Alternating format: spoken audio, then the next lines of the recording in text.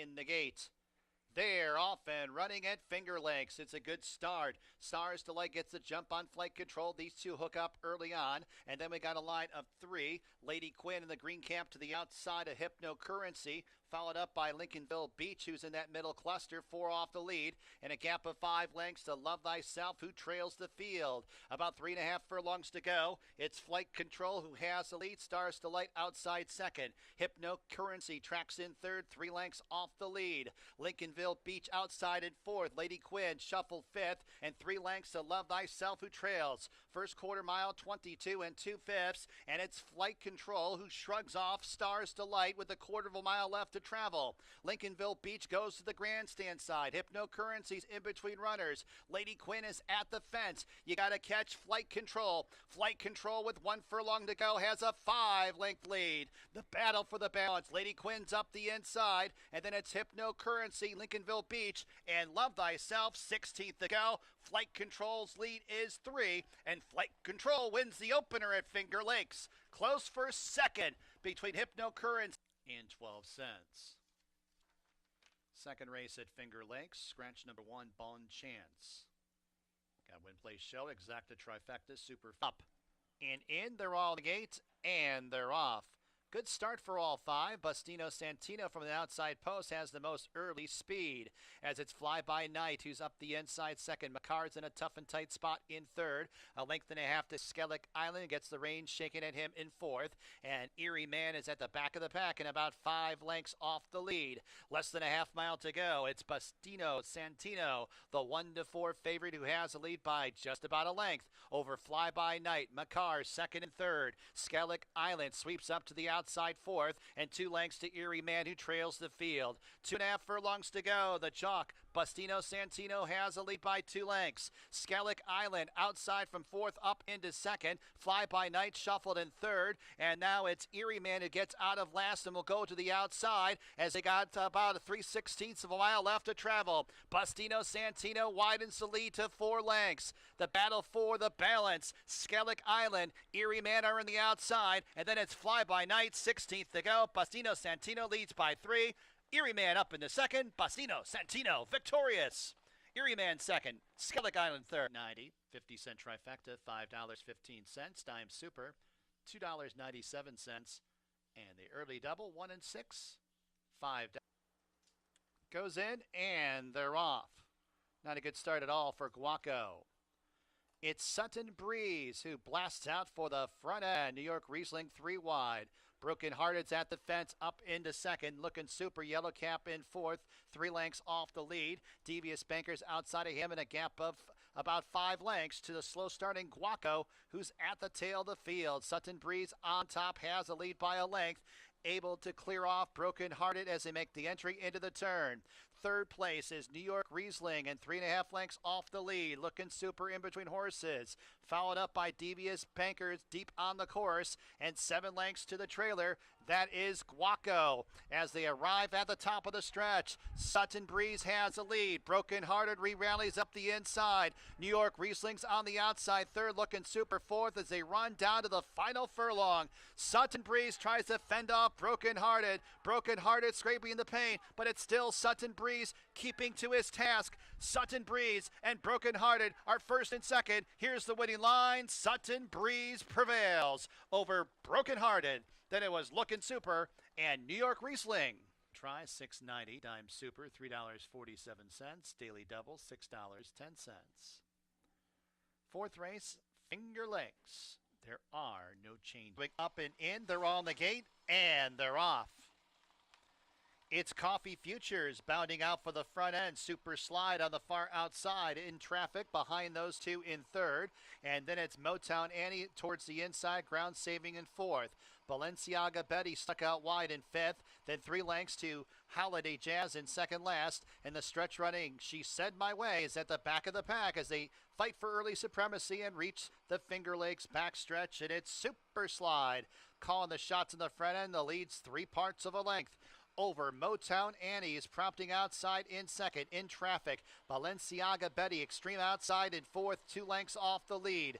Coffee Futures towards the inside fifth, and 3 lengths to Holiday Jazz, letting the early pace develop in second last, and then 7 lengths to the trailer. She Said My Way. Half mile to go. Super Slide on top, the lead's a half length. Over In Traffic, who comes to engage outside in second. Holiday Jazz going from 6 up into third. Holiday Jazz looking good as they make the entry into the turn with 3 furlongs to go. Fourth place, Balenciaga Betty, but really one paced. Then it's Motown Annie and Coffee Futures. She Said My Way's 11 lengths off the lead, but at least is out of last. But it's Holiday Jazz who is in charge as they arrive at the top of the home stretch. In Traffic is all out in second. She Said My Way's on the grandstand side as they run down to mid-stretch. And it's Holiday Jazz in a rout. Holiday Jazz has the lead by double digits. She Said My Way from last up into second. And then it's In Traffic, but in deep stretch, it's Holiday Jazz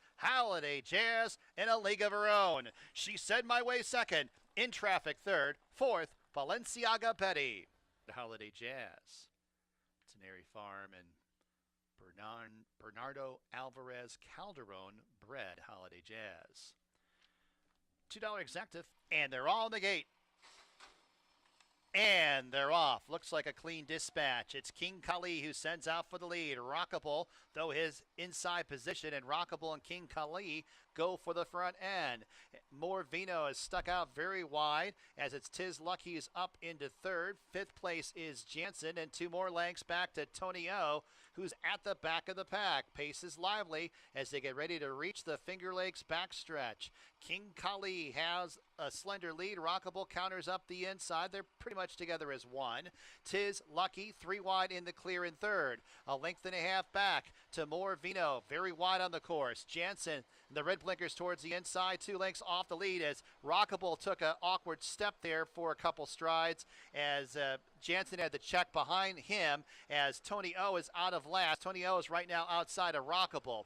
About 4.5 from top to bottom as they make the entry into the far turn. It's King Kali who has a lead over More Vino, prompting outside in second. Tony O able to squeeze on through towards the inside. And then it's Jansen in fourth. Rockable's in second last. And Tiz Lucky has been shuffled back to the tail of the field as they arrive at the quarter pole. It's More Vino with a 3 wide bid for the front end. Tony O's up the inside. And then it's King Kali. Jansen's on the grandstand side. They straighten up into the lane. It's More Vino on top. The lead's a length and a half over Tony O up the inside. Jansen bearing down on the grandstand side. 3 across the track, a 16th to go. More Vino still has that lead. Jansen's on the outside up into second, but it's More Vino victorious. Jansen second, Tony O third, fourth, King Kali.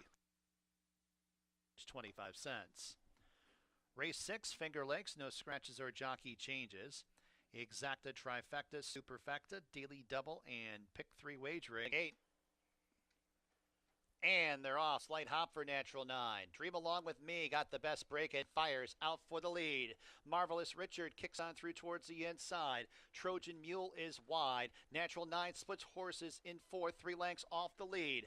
Bloodhound mid-pack in fifth, and 2.5 lengths back to Wisecrackers to the outside of John's in Charge, and a space of 4 lengths to the Saxon Story, who brings up the rear. Into the turn they travel. It's Dream Along With Me, who has a lead by 3 parts of a length over Trojan Mule, who comes to tackle outside second. Natural 9 nudged upon in third. John's in Charge is improving outside in fourth. Now up the rail is John's in Charge, up into third, 2 lengths off the lead. Will now get a great split as Trojan Mule drifting out very, very wide as they arrive at the top of the stretch. It's Dream Along With Me who has the lead, but it's John's in Charge. John's in Charge takes over at the furlong pole as it's Trojan Mules on the outside up in the second, running on the Saxon Story, 16th to go. John's in Charge leads by 2 lengths over Trojan Mule. It's John's in Charge. Give Worry 2 on the card. Trojan Mule second. The Saxon Story. Prices. $2 double, $30. $2 exacta, $77. 50-cent try, $67.12. Dimes 8. And they're off. Slow starts for Positively and Echo Baby. Good start, Mamba Gigi and Bald Kitten. These two hook up on the front end. They're clear by 7 lengths after a furlong. It's Echo Baby who's emerging in the third spot. Positively towards the inside, fourth, Hypnotic Flare, 3 wide, fifth, and 3 parts of a length to change orders deep on the course at the back of the pack. 2 distinct flights, 8.5 lengths from top to bottom, entry into the turn. Bald Kitten has the lead. Mamba Gigi comes to tackle outside in second. A space of 4 lengths to Echo Baby draws closer in third, Positively towards the inside fourth. 4 more lengths back to Hypnotic Flares to the inside of Change Orders at the tail of the field as they arrive at the top of the stretch. Mamba Gigi and Bald Kitten, they are first and second. Echo Baby has every chance on the grandstand side in third, Positively 1 paced in fourth. 1 furlong to go. Mamba Gigi sticks the head in front of Bald Kitten as it's Echo Baby who's on the outside in third, a length and a half, 2 off the lead, deep stretch. Mamba Gigi, Echo Baby, Bald Kitten. Mamba Gigi wins. Close for second. Probably Bald. Try $11.50. Dime Super $3.42. Daily Double $24.80.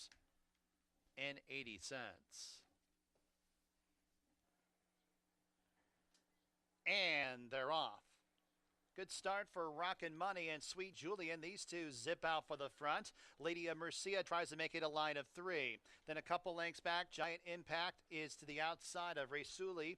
They are fourth and fifth in a space of about 7 lengths to gray-haired Gus, who's at the tail of the field.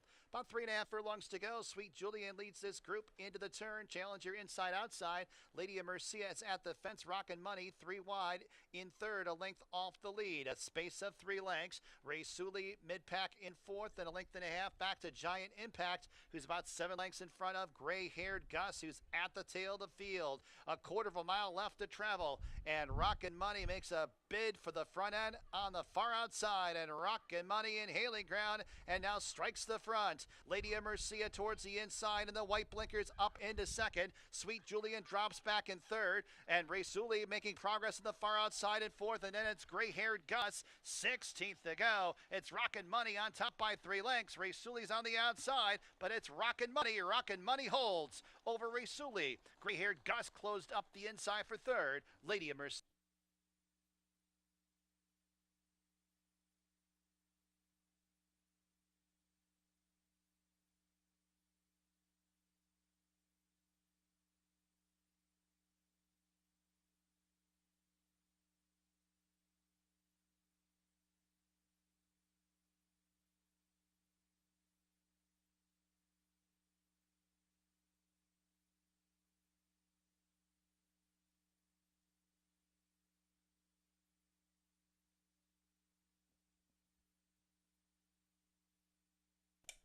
Ladies and gentlemen, will you please rise as we present with pride our national anthem?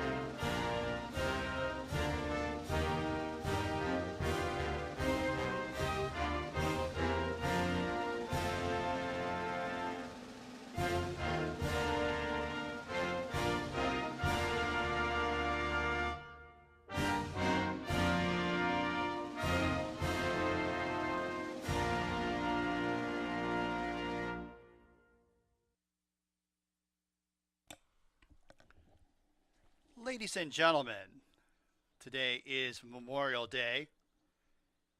We want to take this moment to honor our men and women who have made the ultimate sacrifice for our country in a moment of silence.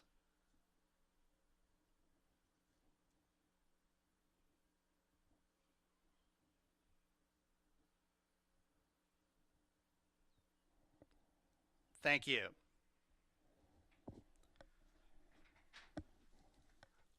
Welcome to Finger Lakes on this Memorial Day. We've got a 9-race card on tap.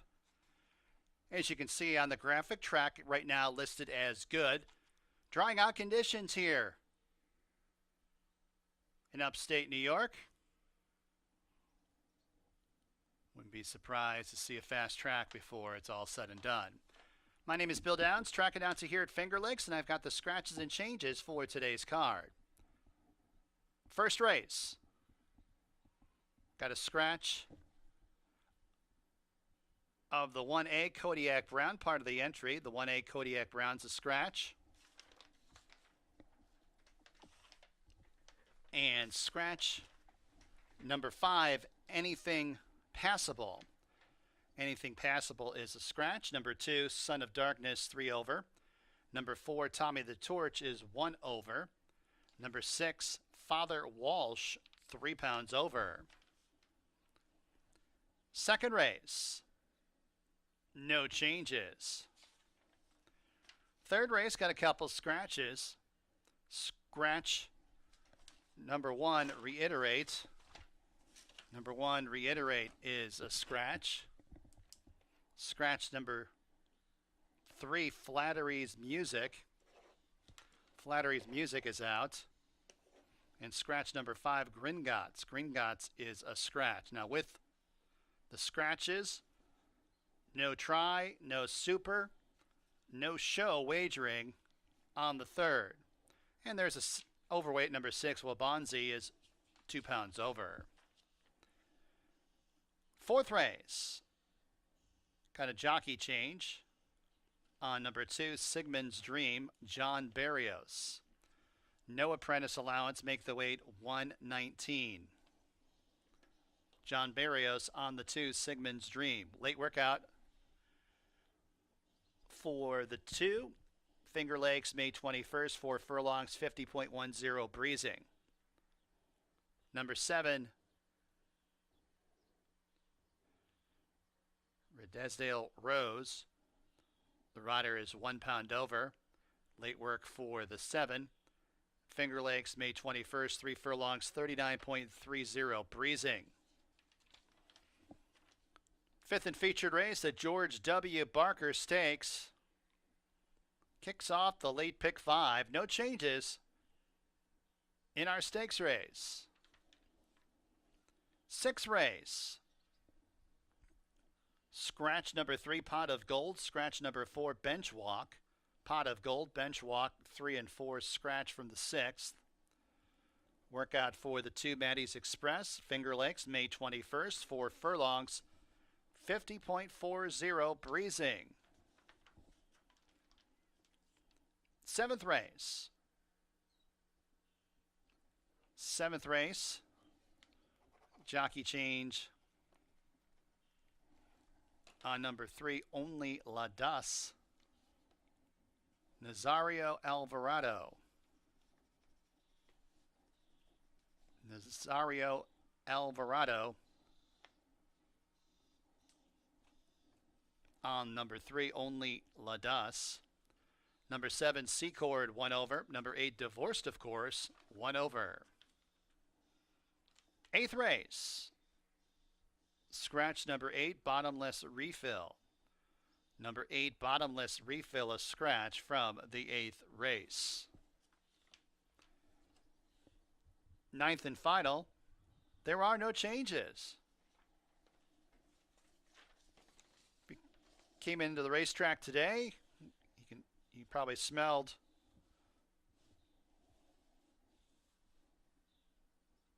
Karuba's famous barbecue chicken. You can get a half chicken, buttered spuzz, coleslaw, dinner roll. And with that amazing garlic butter, $16 each or 2 for $30. It's located near the clubhouse entrance and then on the track apron. Fairport Hots food truck is back. They'll be here from 12 to 4:30 p.m. Got a great wagering special today. The Bet and Get special. Wager $10, win, place, or show at any Finger Lakes race to receive a coupon good for $10 in gaming free play that can be redeemed starting May 27th. Now, limit one redemption per Lucky North Rewards member, and you got 30 days to redeem the offer.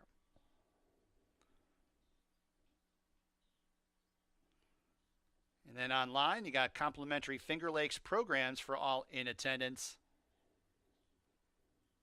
Go check that out at fingerlakesgaming.com. 50 minutes to race number 1. Have fun and good luck.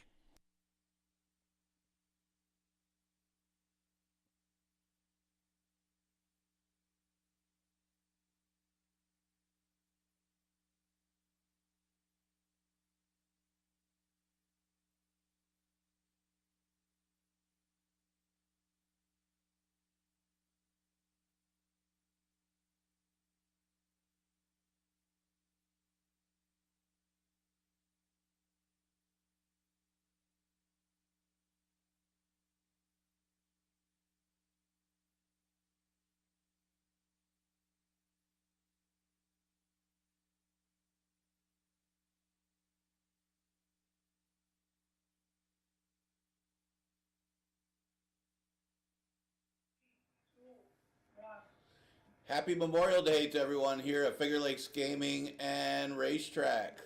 Got a great day for you today as we have all the food trucks are here already. As our announcer Bill Downs had mentioned, if you come into the track on the clubhouse side, you can't help to smell the chicken barbecue from Carubas. I think they're out of Buffalo. They did the barbecue last year, got a lot of positive reviews. Check that out. Get yourself a chicken barbecue. You also got Fairport Hots truck here at the track here on Memorial Day. Also mention that great promotion we got. I bet $10, win, place, or show, and you get back free play to use at a later date. Man, that is such a great thing. Man, you can not only you're going to win the race if you're a good handicapper, you are also getting that money back on top of that. Man, that's can't go wrong. Free programs today. Save money there. You can put that into your pick 5s and pick 4s. I do want to mention on kind of a sad note today. I know it's Memorial Day. We do honor all of our fallen heroes, those that have died for our country. My uncle was a Marine. He was a great man. We had some of our family pass away recently, and I do want to mention also, obviously in our sport, there was a big loss in our sport this week as well. But I do want to mention Michael Progno recently passed. Our condolences go out to his family. The dentist, Dr. Michael Piñato, he passed as well. But yeah, I just saw the news yesterday. Christophe Clement passing away. Correct me if I'm wrong on that, but that is really some sad news. He sends a lot of horses here, won a couple stakes races. Very sad news in our sport. Obviously, our prayers, our condolences go out to the family of all of those that have passed away recently. Right now, the track says late, but it's going to be a fast racetrack today, as it is drying out. We did get that plenty of rain. Man, we saw the sun for the first time towards the evening last night in this Farmington Victor area, and finally some sunshine today. Got a nice day here at Finger Lakes for the Memorial Day card. And we will have a fast racetrack. I mean, if it's good, it will just be wet for the first race. But we'll be a fast track, a handicap for a fast track. We are going to feature some big races today. We got our first stakes race of the season, the George W. Barker Stakes, I believe it's something like the 40th running.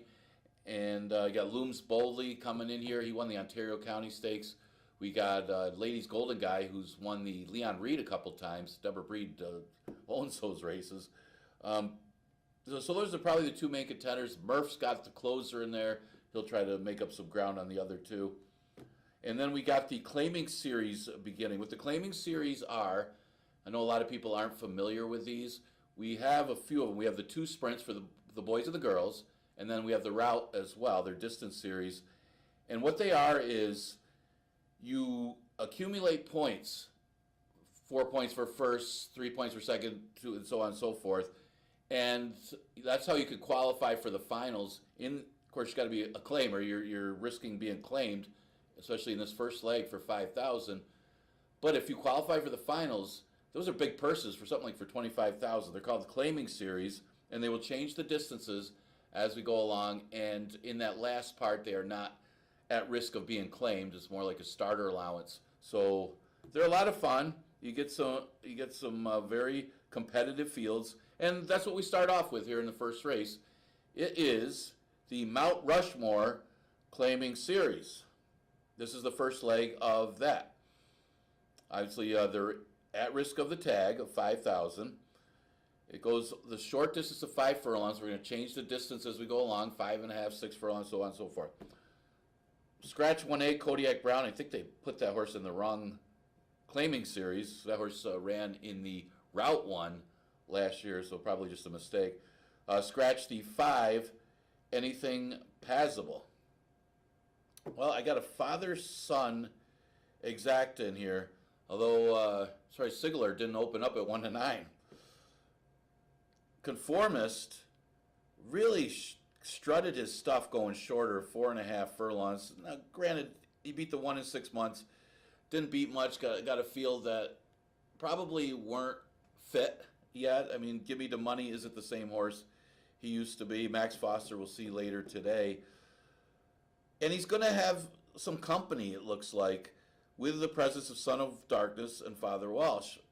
But for the day, that 22 first quarter, that was blistering. And for this horse to keep going, and I've said it all along, not that anybody listens, but this is a better horse when he's aggressive and is on that front line with the early pace, if not on the early pace. And you can see it on his form. He's not a horse that likes to sit back and make it run. I think it worked for him once when he caught a sloppy racetrack that he liked against a weak field. So they kept trying to rate and make a run with the horse, and that's not how Conformist runs. He's a speed horse. And I think 5 furlongs is a good distance. He's got the 4-post, so he is going to be outside Son of Darkness at least, but inside of Father Walsh. But he's just as fast as the other two, and we'll try to get the jump on these. And we'll see how this track plays too. I mean, Mondays, with the exception of last week. Last week was the first Monday we didn't have a speed track. They've been pretty quick, especially, and I think with a drying out racetrack like we got, and again, it should be fast by the first race here. I would think that Conformist might like the how quick this track's going to be. The 7, Sigler, can't take anything away from Sigler, although I'm hearing about this horse all over the place. Did less than a minute, but again, a different kind of trip. He was able to stay close to a 23 first quarter. Andre Worry had to ride this horse all the way around, but did prove to be the best against that field. John's Protege was the only other one that came even close to Sigler that day, and it was lengths back to the 3rd place horse. Big effort in his return to Finger Lakes. Different kind of trip today. Andre was real aggressive with this horse. He's going to have to be somewhat aggressive to stay within a couple lengths. Obviously, he's only a length off of a 23 last time. Conformist will probably do 22. So if this horse runs the same race, chasing like that, he's still chasing a few lengths behind the 22. So you may see him a little further back today than he was last time, but it does look like he's going to have something to run at.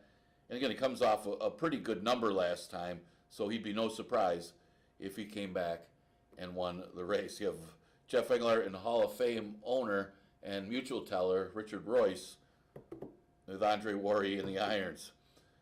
I'm going to use Father Walsh because of the distance for 3rd. I mean, this horse should like this distance of 5 furlongs.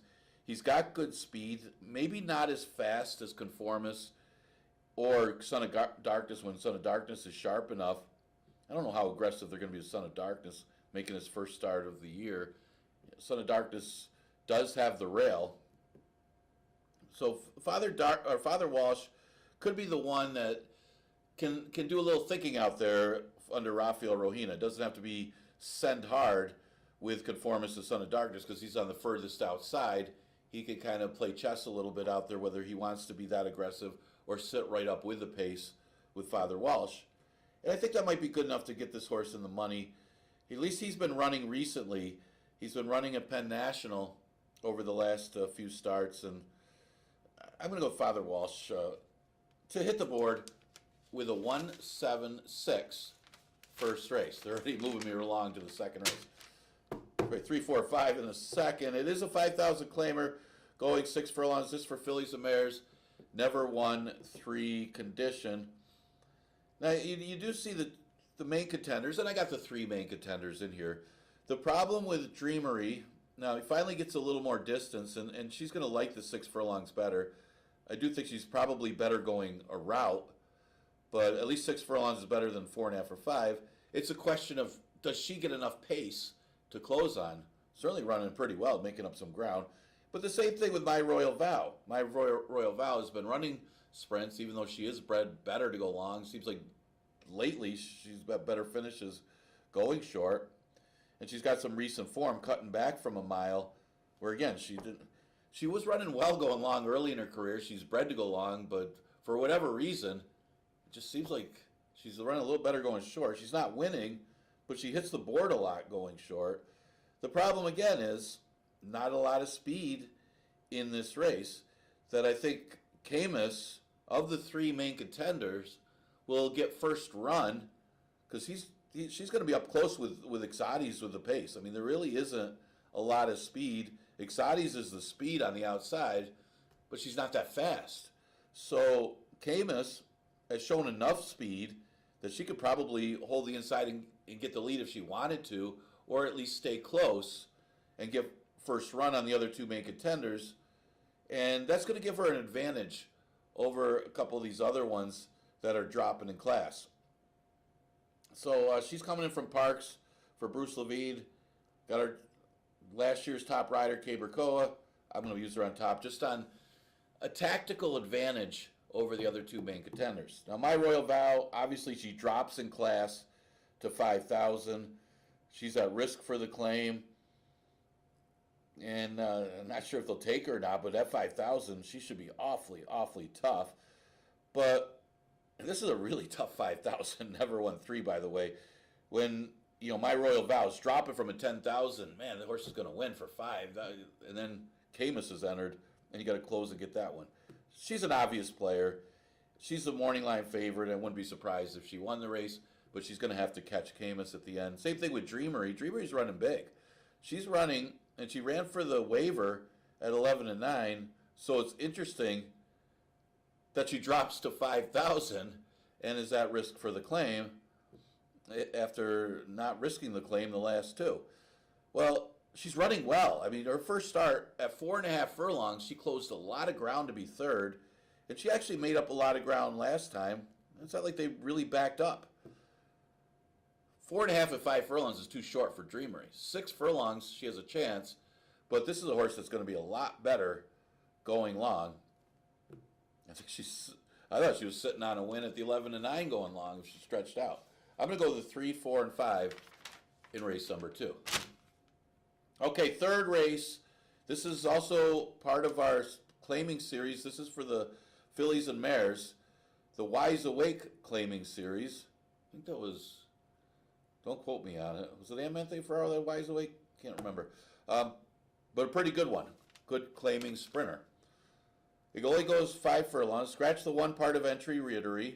Scratch the 3, Flattery's Music, which I actually thought was a big scratch, because she was the only other one. Maybe Wabansi has a little speed, but it really puts, also Gringatis is out too, but it really puts Georgie's Lady at a big tactical edge in this race with the scratch of Flattery's Music, because Georgie's Ladies looks like the speed now. And she's one that doesn't need the lead. She's not really always that aggressive sending to the lead. And she just got a little tired last time. Just got beat by a horse that's razor sharp. Bonfire Diva, who won one of these claiming series last year, was the one that beat her. But Bonfire Diva has won 2 in a row, to start off the season, so no shame there. And who knows, maybe she needed the race, although like for our horses rarely need a race. But second start off the layoff, she's waves the claim, and she looks like the speed. Might be your single. The 1A, Make a Joyful Noise, is the best shot to beat her. But again, the tactical edge of Georgie's Lady, listen, Wabansi is extra aggressive. Make a Joyful Noise is going to have to close and catch her. And it probably took the best ride of the year to beat her last time. And Mrs. Bell with Jackie Davis, and you won't see a better ride here at Finger Lakes. Splitting horses, keeping Make a Joyful Noise from boxing her in, and keeping her position, somehow splitting horses and getting that horse to win. Make a Joyful Noise was probably best in there. So sometimes the riders do make a difference, but what a ride by Jackie Davis. And that says a lot for Make a Joyful Noise too, though, that she was best in that field. She just got beat by the tactics and by circumstances. So she goes 5 furlongs again today. Again, she might have to hope that Georgie's Lady comes up a little bit short if she's going to win, though, because it's going to be hard for her to close the catch-up one. But if somebody does, this is the one that will. 4-1. I mean, Ramon might be closer to Georgie's Lady than Make a Joyful Noise. But you can even picture the race. They might be a little strung out here. Georgie's Lady's going to be on the lead. Wabansi is going to be chasing in second. Ramon will be sitting third, and Make a Joyful Noise will be last early and trying to make up that ground, as long as they break as sharp as they do. That's a little overanalyzing in that race. Okay, fourth race. Exacta Tri, Super, Daily Double, and Pick 3 starts in this race. It was a little more difficult race. You know, the first 3 seem pretty cut and dry, on paper anyway.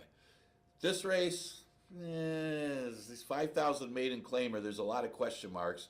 It does go a little further, 5.5 furlongs than those shorter 5s we did a couple races earlier. And I say question marks because you got a couple of them in here. You got a 5-year-old mare only making her fourth start. That's the one I took on top. She initially was a $45,000 yearling. And then you got Chickazteca, who's extremely well bred. She ran as a 2-year-old and did show a lot of promise in her debut. They took her to Saratoga, and then she's shown nothing since. So what do you do with that one? I know what I would do with her, send her long. But she's in for 5,000. You got a first-time starter, Sigmund's Dream. I was going to use the top 3, but Chris Elliott decided to keep his percentage up there and take the Memorial Day holiday. He's probably in New York, is where he is, because I think they're running a card down there. I mean, what a percentage Chris has. I'm going to lean towards Coopright, even though she's only making her 4th start as a 5-year-old, because I think she's the speed of the race. Again, you see me leaning a little towards speed today. You know, a drying out racetrack, it will be fast. She's bred to go a little bit further, but she has good early speed. And at this reduced level of 5,000, she might forget to stop or decide not to. It is a little further than the 5s are doing. It's 5.5. But you see the break, because she made her first start back in 2023, and then you didn't see her again until January of 2025 this year. So, you know, maybe needed a couple starts earlier this year. Now she comes off another mini layoff. You know, it's a big questionable pick here, but she's a speed. Yeah, Chickazteca, she could be any kind. She's making her first start as a 3-year-old, and you rarely see this. I know the 2-year-old numbers aren't good, that they're a lot of our $5,000 claimers are better than the 2-year-olds numbers here at Finger Lakes, but you usually see them try at least the higher level before dropping a 5 as a 3-year-old, especially when they're as well bred as this one. So I think that's kind of a red flag here, but she gets to use Lasix. First start as a 3-year-old. She had to run without as a 2-year-old. That could be big. Again, she's bred a little better for route. But you see the breeding. I mean, the dam is a half to Her Eminency, who was a grade 1 winner. I mean, they paid the $25,000 for this one as a weanling. They resold her for $17,000, but you see the first start she showed some promise that they took her to Saratoga. Don't know what happened with Chickazteca, but now she shows up. for 5,000. Yeah, somebody's got to be third in here. They said I was between the first time starter and Terminatrix, and I went to War Terminatrix because she is making her second start off the layoff. She is in for the waiver again, and she ran pretty decently. Now this is a horse that's better on other surfaces. She's a better turf horse than dirt. My assumption is she's probably a better artificial surface horse too. But I think she's starting to get used to the surface. That was one of the better races she ran, and she did have some trouble in a lot of her races last year, especially that route. I'm gonna go with the 1-4-3 in the fourth. Okay, fifth race is our feature event of the day. It is, I believe it's the 40th running of the George W. Barker Stakes, a $50,000 stake that goes a distance of 6 furlongs. We start the late pick 5 with this race, and I don't know if Looms Bowley brings his A game, he's going to win the George Barker. Again, there's some question marks because technically this is his first race of the season. He did race once this year, but it was in January. So are we going to count that as racing this year? It's January 5th. So yeah, I mean he's got works in New York, decent works I should say. You try to look at how he did off the layoff last year, maybe not so good. So there are some question marks again for Looms Bowley.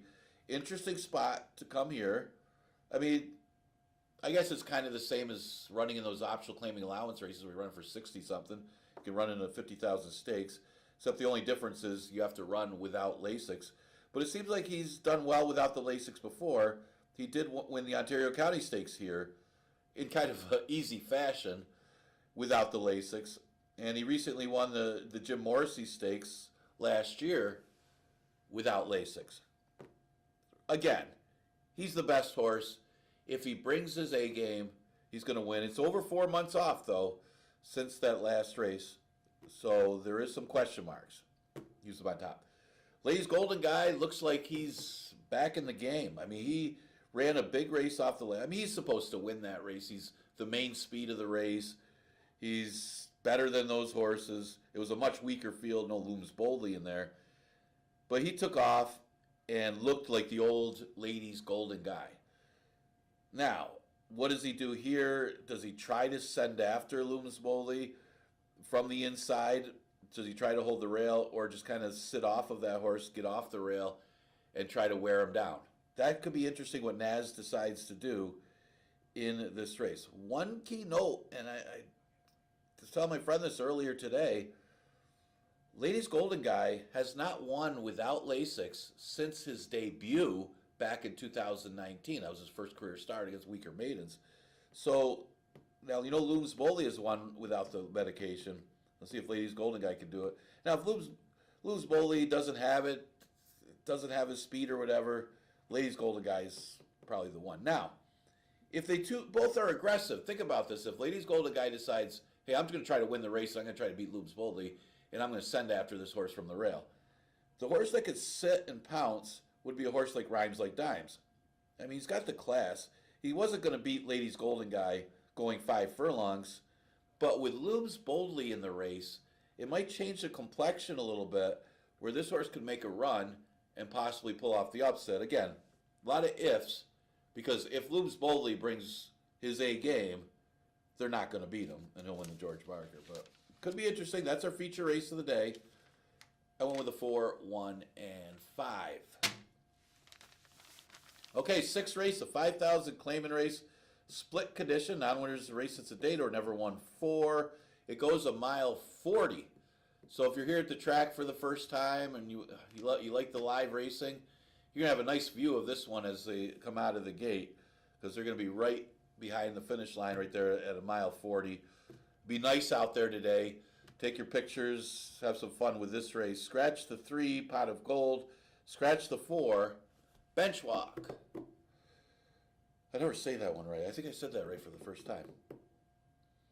Yes, 6-1 morning line on Winning Drive. One of the things I always look for in April and May, when we do run those first few routes, which we're doing, is the horse to have some recent routes, or at least some bottom to them, a few sprints to route.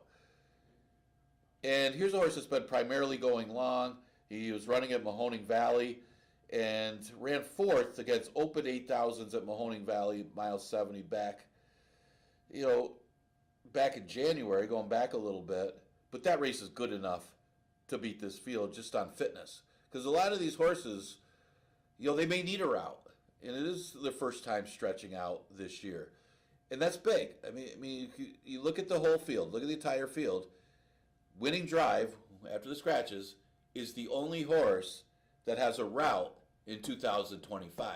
And that's probably enough to get him to the winner's circle. I don't think you're going to get 6 to 1. I think our morning line handicapper was enjoying the holiday. The 8 Barfly is my long shot at here. He may need another race or a route, but this is a much better distance for Barfly than 4.5. I actually thought this horse ran very well behind Conformis to be fourth. Stretches out for the first time this year, and let's face it, he is a better router than Sprinter. So he's another one at 10 to 1. He lost a Winning Drive in a route last year, but it was over a sloppy racetrack. And again, Winning Drive is going to have a fitness edge over him. But at 10 to 1 morning line, Barfly's worth a look, at least using in tries. The one I had the toughest time with was the 7, Olazabal, who ran horribly last time. And not sure why. And you know, maybe dirt isn't this horse's thing. I'm trying to come up with some excuses. Maybe the distances were too short. We were talking about 4.5 and 5 furlongs. But he certainly should have run a lot better than what he did last time when dropping to 5,000. Yeah, one thing you say, I mean, you make the assumption that he's going to be better with more distance, but he has had 3 route attempts in his career, and he hasn't hit the board. 2 of them on dirt, one of them in synthetic, and there were some of his worst numbers in his career. So he's real questionable here. But at 5,000 with the more ground, I'd like him a lot more going 6 furlongs. But he could show up here and show his class and just simply beat these. I'm going to throw in a long shot for fourth, stretching out. I'm going to use Interstate. Interstate, in for the waiver claim last time. Another horse where he had absolutely no shot going the short distance. They're just giving him a race. And there was no speed in the race either. I mean, it was a Valuable Willow, who doesn't even have much speed, just took off in a paceless race because Warrior's Revenge had some problems at the gate before they even started, that the speed was gone. And Interstate, nothing to close on anyway. So you could draw a line, maybe get something out of it for fitness and stretches out. I think this horse can make the number at a big price. I'm going to go with a 5, 8, 7, and 6. Remember, 9 races today. So that one starts the late pick 4. I got to remember there's 9 races today. You sure don't go home early. Or maybe I will go home early. I don't know. 7th race, a maiden race for fillies and mares going a distance of 1 mile. Yeah, I was back and forth with a couple of them in here. This is the race I'm going to take a shot morning line. Now, I know Winning Drive is 6 to 1 morning line, but I got no shot of getting 6 to 1 on that one. Maybe I could get a little bit of a price on this one. I don't know. Because of the connections, probably not. But Tempers Tada, I don't know if I said that one right, is 8 to 1 morning line. Now, I don't know if they're going to play this horse or not. I mean, she made one start and didn't show anything in New York. But certainly bred for the part. And this is a horse that could truly wake up in this spot. It isn't the strongest of maiden special weight here at Finger Lakes, because you don't have anybody that's just got great form that's coming in here that looks just better than these. And nobody that's got that great route bottom to it, except for maybe Sky Runner, who I was going to put on top, but I'd rather take a shot at the price here. And Secord is the other one that's got some route. But again, Tempers Tada did go 7 furlongs in her debut. Now, she was off poorly, so the bad break might have cost her a little bit. They did better a little bit. She went off at odds of 9 to 1. I like the fact she's got a bullet work at Saratoga since that last start. They paid $120,000 for this one as a yearling. It was $40,000 a wheeling, but they resold for $120,000. Is a half to a stakes place router. I mean, there's some things to like here. considering it's 8-1, and for this Memorial Day card, I got to take a shot on one good morning line price. I got two of them, 6-1, 8-1. The two Skyrunner, I think the obvious contender in here. She does stop, but she's got that route bottom to her where a lot of these horses don't, and it could possibly be the speed. There isn't much for speed in here. Maybe Malibu's Dynamite's got a little speed. Maybe Divorce by Course a little bit outside, but she might have a little speed. But I thought Skyrunner would be the best of the speed. I mean, she's chasing a 46 at Aqueduct. Last time she won a mile on the dirt.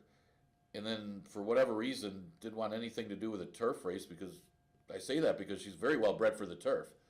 But she does have a couple of recent route races, and that's going to give her a big advantage here.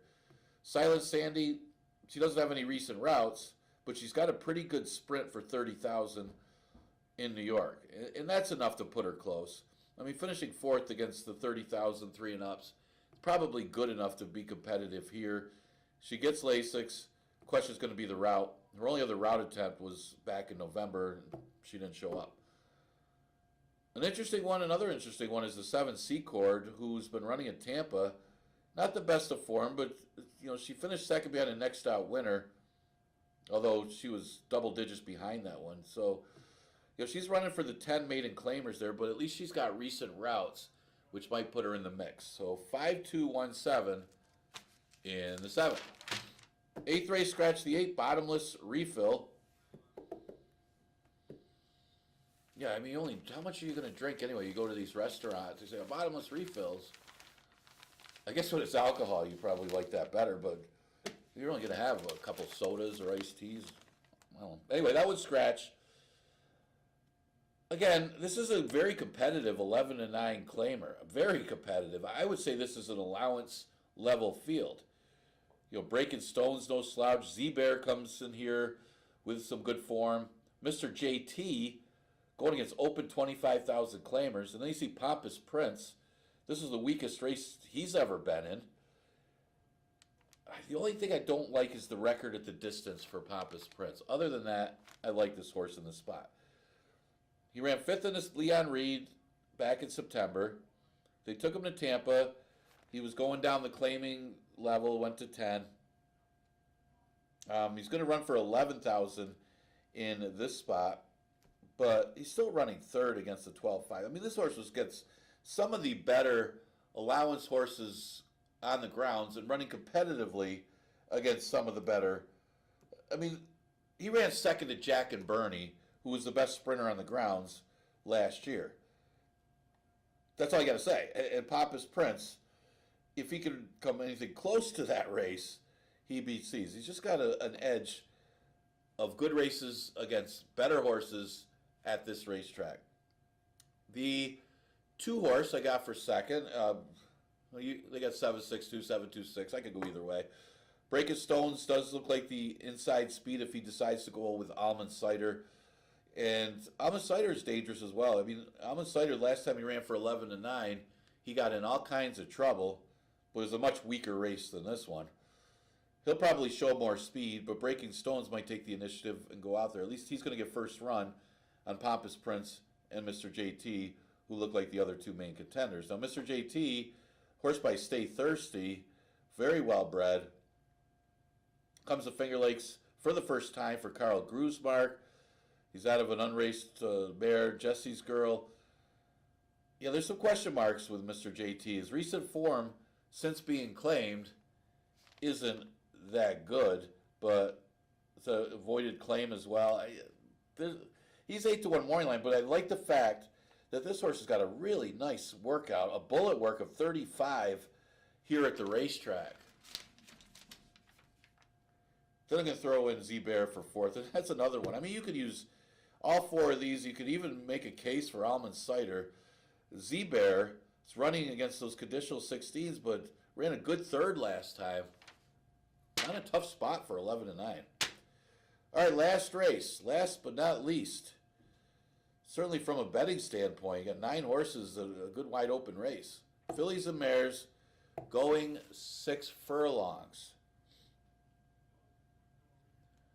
Okay, they got the wrong numbers up there for me. It'd be nice if I could get that first timer at 10-1 to win, but um, I got the 5 Cajunette on top. Cajunette looks to be the speed of this race, and I don't know what's going on with Cajunette. Ran third last time, or sorry, second last time, going shorter, but couldn't get the lead. And I was surprised that she was unable to get the lead in there. But you did have a sharp World Bank. World Bank came out of the Mamba Gigi race. All 3 of those top 3 finishers came back to win. Again, I get the 5 on top, not the 4. Cajunette. Cajunette with 6 furlongs a little further today, but I think she could get the lead on this field. A lot of question marks, though. You got another horse coming in from New York, One Good Reason for Ronnie Breed, who is running decently. I mean, the last one was a $20,000 open maiden claimer, where she finished well behind a good one, a horse that was the next out winner that came back to beat the winners. So, decently bred horse. I think a very logical horse at odds of 4-1. And she does have tactical speed to stay close with Cajunette. They got the entry. Lipon Law making her first start as a 3-year-old. But Dharma, I mean, she's had her chances talking about Dharma. Maybe today. I mean, she's a good horse to use in the money. She just hasn't had the punch. Maybe getting some time off, making her first start now as a 4-year-old, you'll see a little more punch from her. And then I used the firster from Deborah Breed, Mission Avenue. This one out of Dean Avenue, and they've been good out of Dean Avenue. You had Honorable Avenue, Dale Avenue is really good. That one was sharp. So I expect this one to be a little bit of a runner.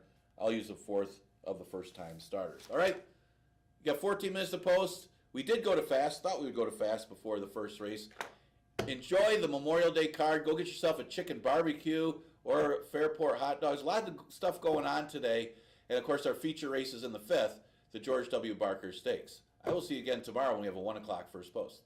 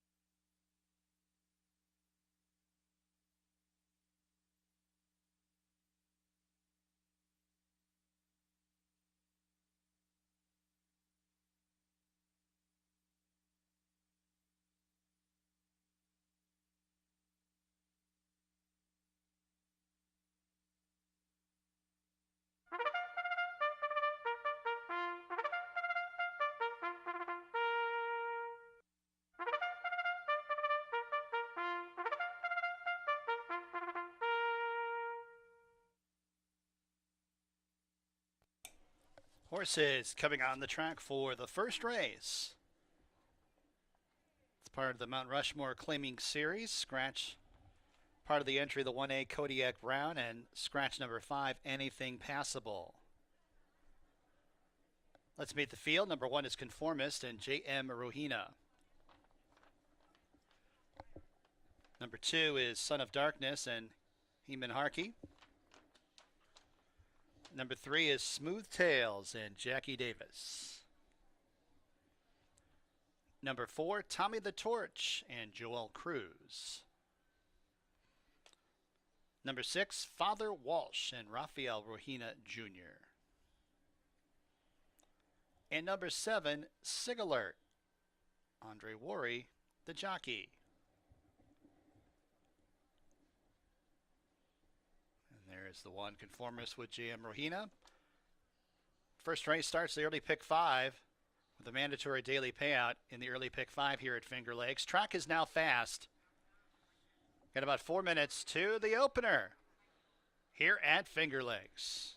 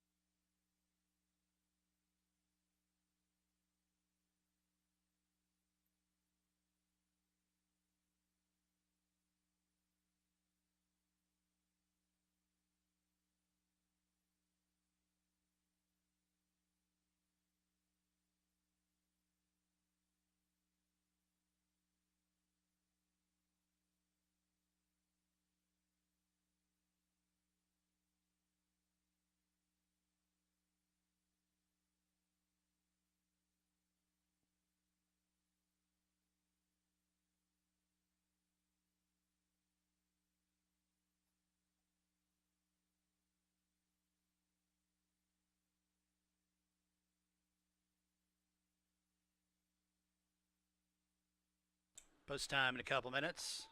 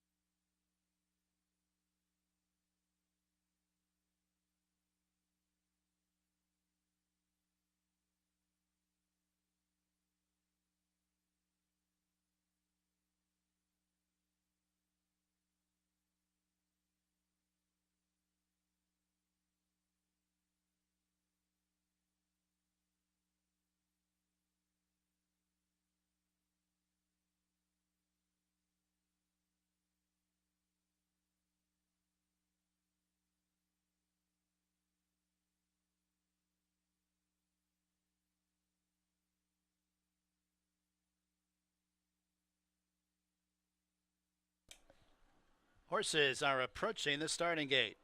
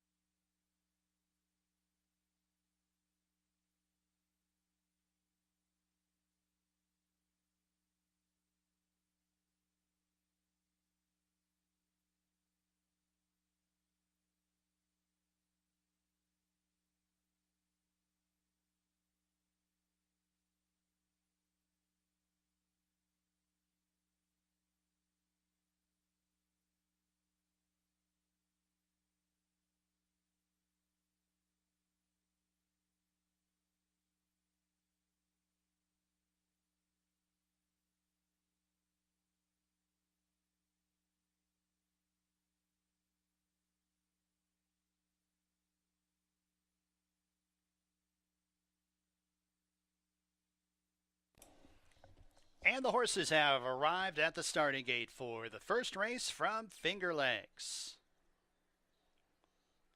Got a field of 6 to go 5 furlongs. Track upgraded to fast. 6 to 5 on remaining part of the entry. Number 1, Conformist. 9 to 5 on number 7, Sig Alert.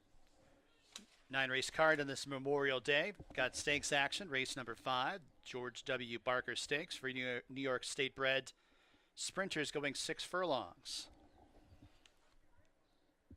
Conformist going up into the gate. Father Walsh. Sig Alert to the outside. Even money on Conformist. Sig Alert going up and in. They're all in the gate. They're off and running at Finger Lakes. Good start for Conformist and Father Walsh. These two rush out for the lead, joined by Son of Darkness, who makes it a line of 3 early on. Then a couple lengths back to Tommy the Torch, improving up into a joint 4th with Smooth Tails. And Sig Alert is 3 wide at the back of the pack, but only 3.5 lengths from top to bottom. Entry into the turn. Son of Darkness has the lead and the rail by 3 parts of a length. Conformist in the white blinkers in second. Father Walsh, orange colors outside in third. 2 more lengths is Sig Alert, who's deep on the course in fourth. Tommy the Torch shuffle back to second last, and Smooth Tails trails the field and is about 5 lengths off the lead as they reach the top of the stretch. Conformist and Son of Darkness, these two clash for the top spot, and it's Conformist who takes over from Son of Darkness. Father Walsh, Sig Alert are bearing down on the outside, and Sig Alert is up into second. Smooth Tails at the fence, a driving finish, 16th to go. It's Sig Alert and Smooth Tails. Sig Alert in the opener at Finger Lakes. Smooth Tails second, third. Conformist close for fourth. Tommy the Torch or Father Walsh.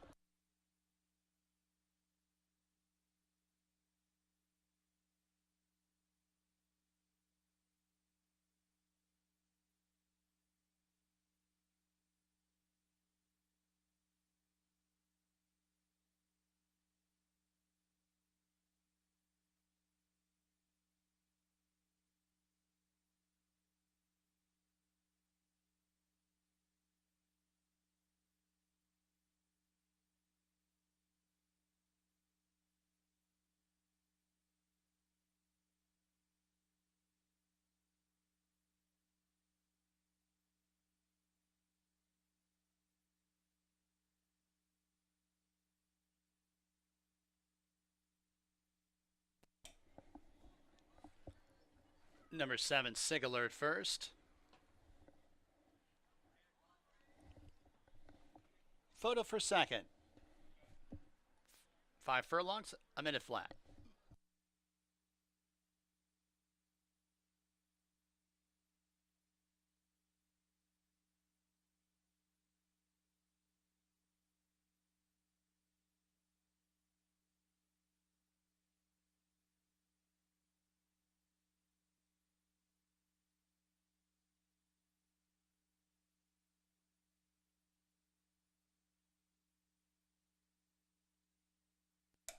Second, number 3, Smooth Tails. Third, the 1, Conformist. Fourth, number 6, Father Walsh.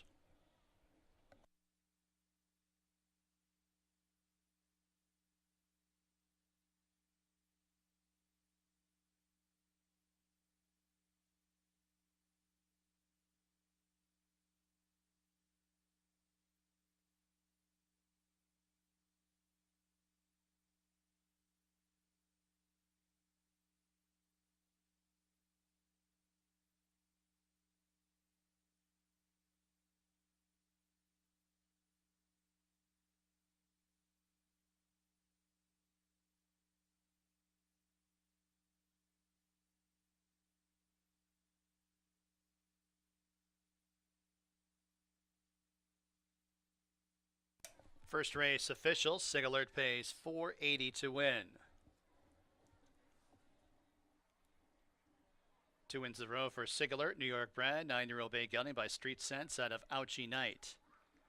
Jeff Engelhart and Richard Royce. The ownership, Jeff Engelhart, the trainer, Andre Worry, the winning jockey, Edition Farm bred, Sig Alert. $2 exacta, $92.50. 50-cent trifecta, $57. Dime superfecta, $47.50. Second race from Finger Lakes, there are no changes. Exacta, trifecta, superfecta, daily double, and pick 3 wagering.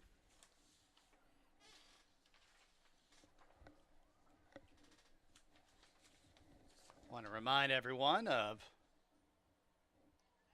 some food options on this afternoon. The Karuba's famous chicken barbecue is back. Get a half chicken buttered spuds, coleslaw dinner roll, and that amazing garlic butter, $16 each or 2 for $30. Located near the clubhouse entrance. I can tell you it's well worth the $16. Not to be overlooked, of course, the Fairport Hots food truck is back. All your summertime favorites on the track apron from 12 until 4:30 p.m. You got the bet and get special if you're on track at Finger Lakes. Simply wager $10, win, place, or show at any Finger Lakes race to receive a coupon good for $10 in gaming free play that can be redeemed starting March 27th. 1 redemption per Lucky North Rewards member, and you got 30 days to redeem the offer. 19 minutes, race 2 here at Finger Lakes.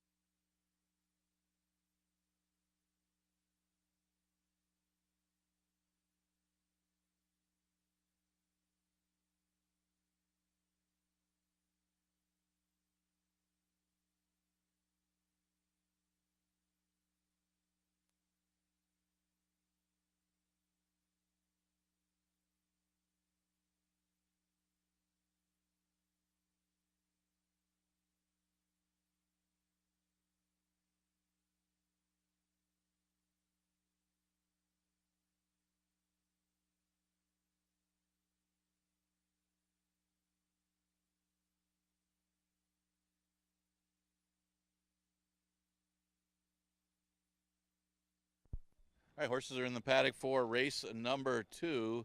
That was a Sig Alert getting the victory. A lot of customers on that one. Is that one 7-5 getting the late money.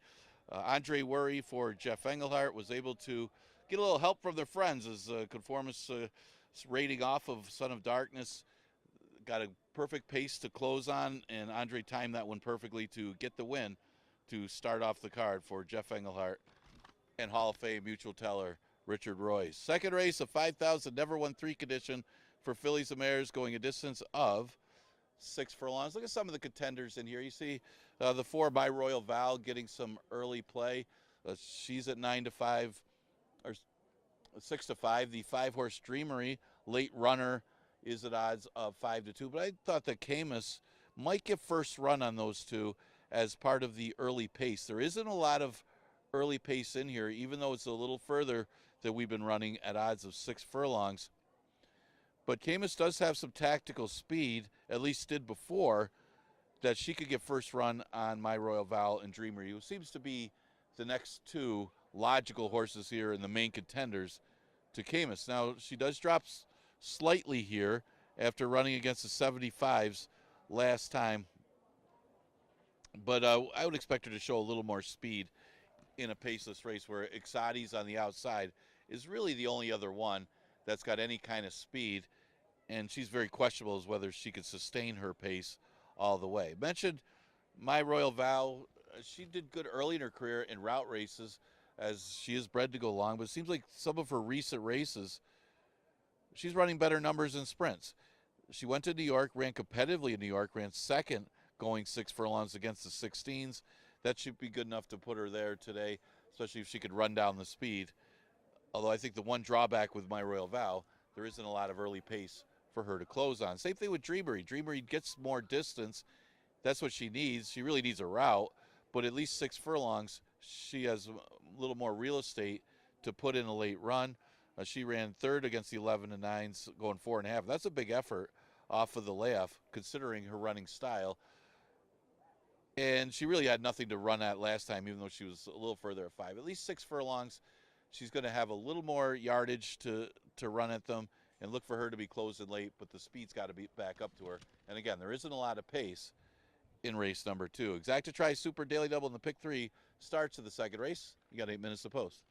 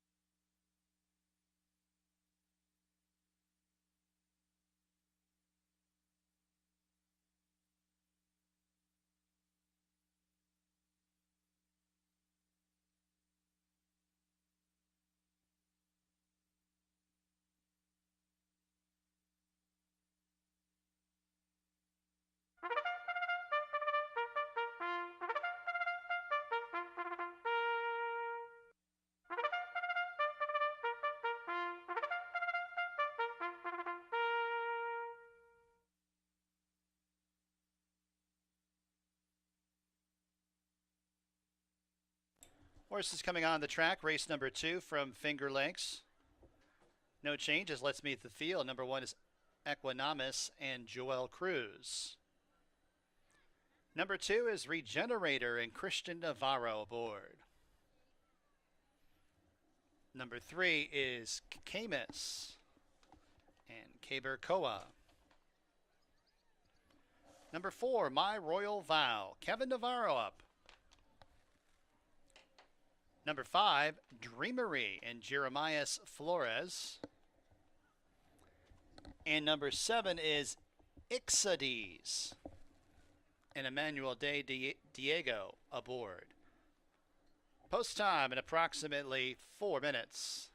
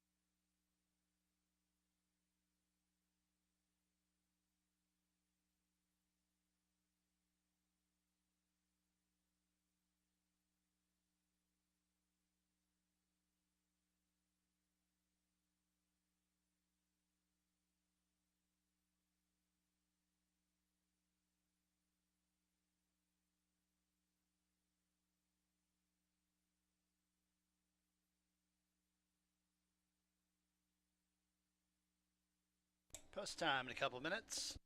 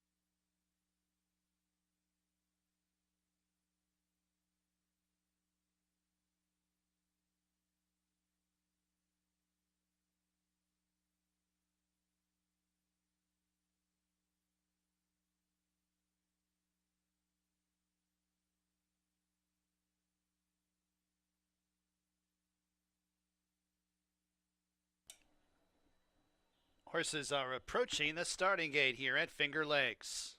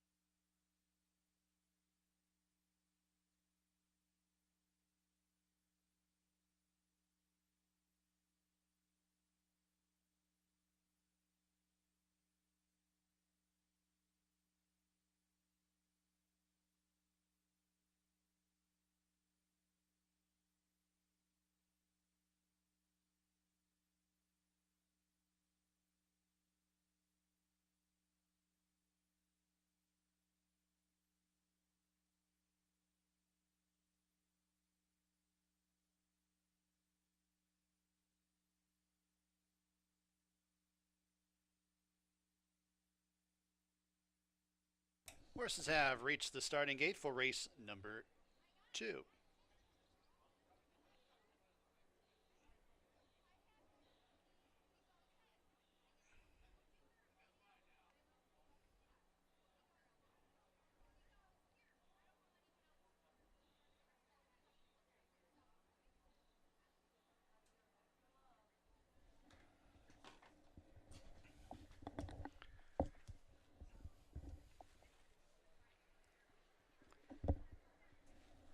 Loading up for race number 2 from Finger Lakes, field of 6 to go 6 furlongs. 3-2 on number 3, Camus. 8-5, number 4, My Royal Vow. 2-1, number 5, Dreamery.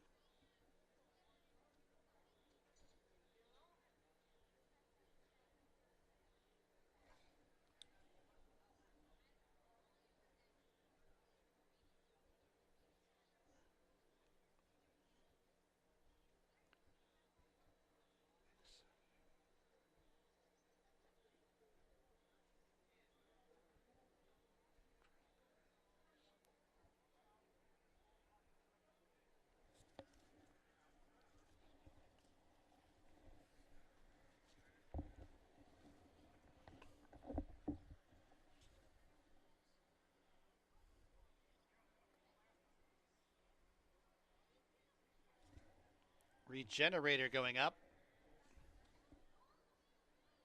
Camus, Dreamery, and Ixodes.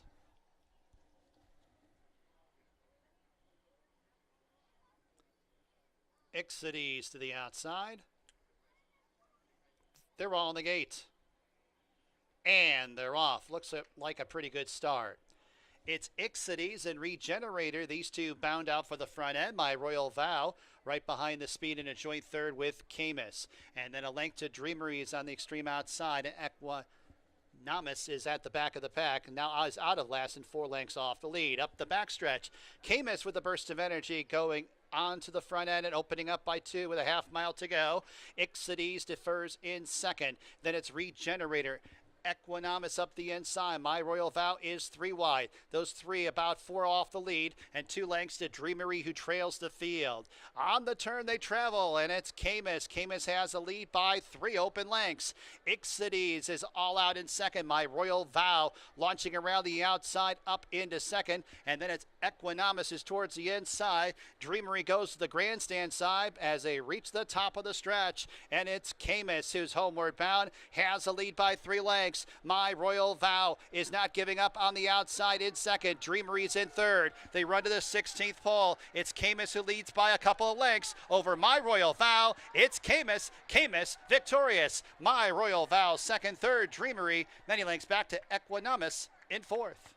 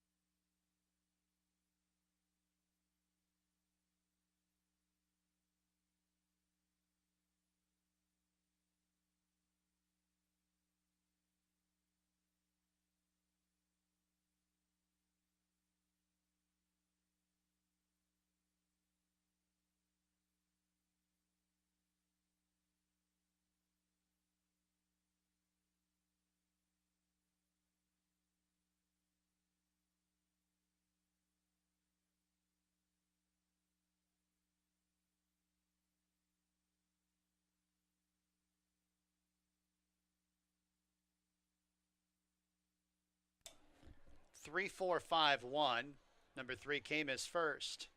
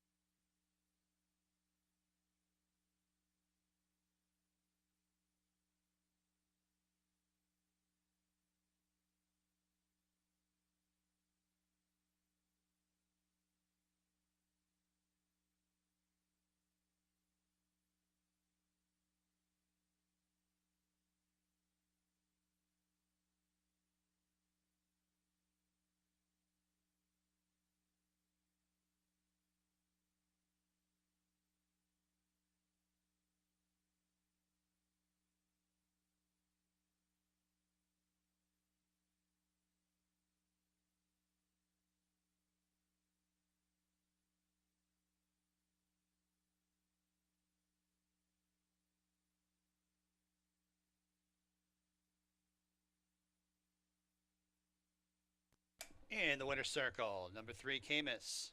New York bred. 4-year-old Bay Filly by Greenpoint Crusader out of Shanghai Bonnie. Flying P Stable owns. Bruce Levine trains. K-Bar Koa, the winning jockey. Flying P Stable bred. Camus. $5.20 the winning mutual. $2 double, $11.40. $2 exacta, $10.60. 50-cent trifecta, $3.95. Dime superfecta, 3-4-5-1 the winning combo, $2.35. Third race from Finger Lakes. Part of the Wise Awake Claiming Series. Got some scratches. Scratch part of the entry. The 1 reiterates. Scratch number 3, Flattery's Music. Scratch number 5, Gringotts. No show, no try, no superfecta wagering. So you got win in place, exacta, daily double, and pick 4 wagering. Pick 4 starts on race number 3. Post time in about 18 minutes.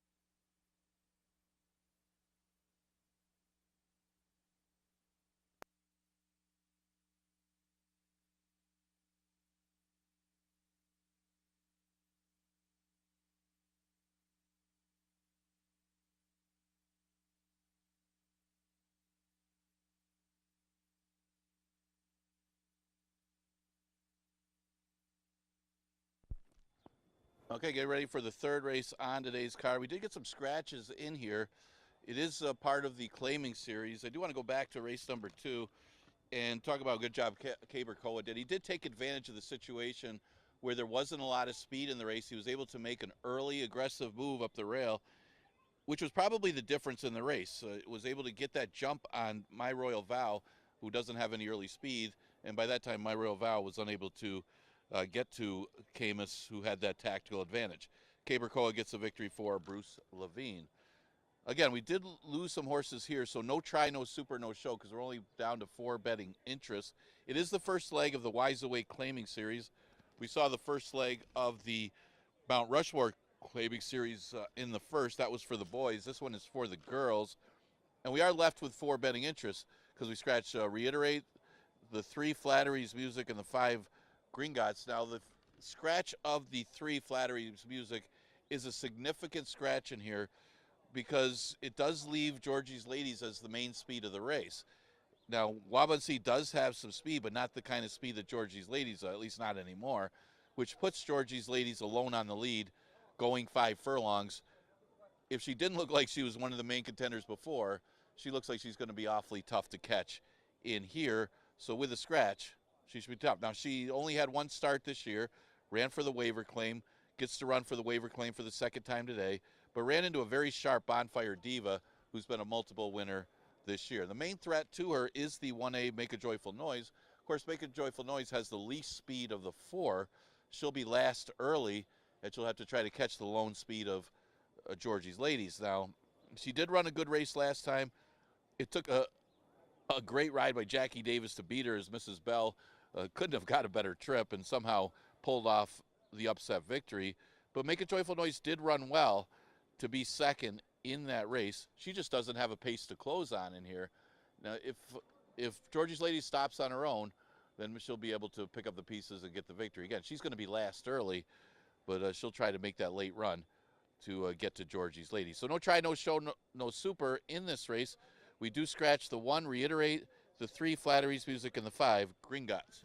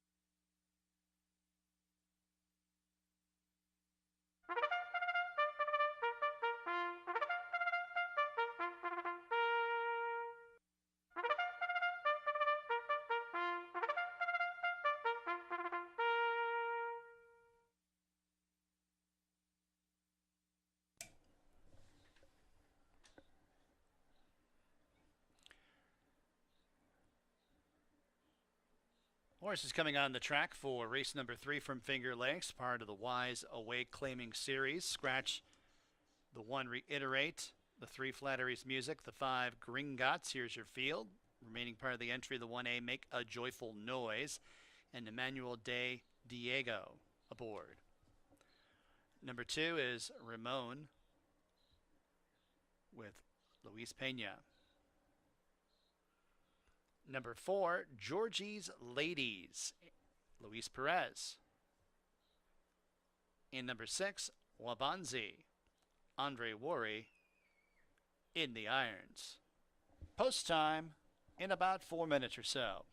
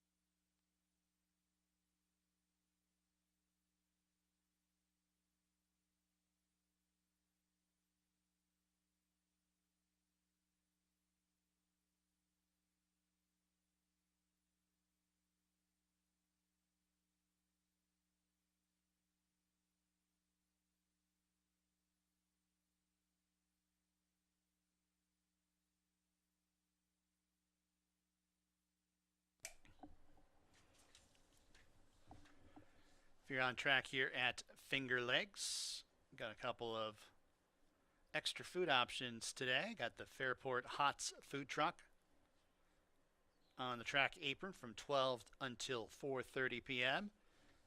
And by the clubhouse entrance, Karuba's famous chicken barbecue is back.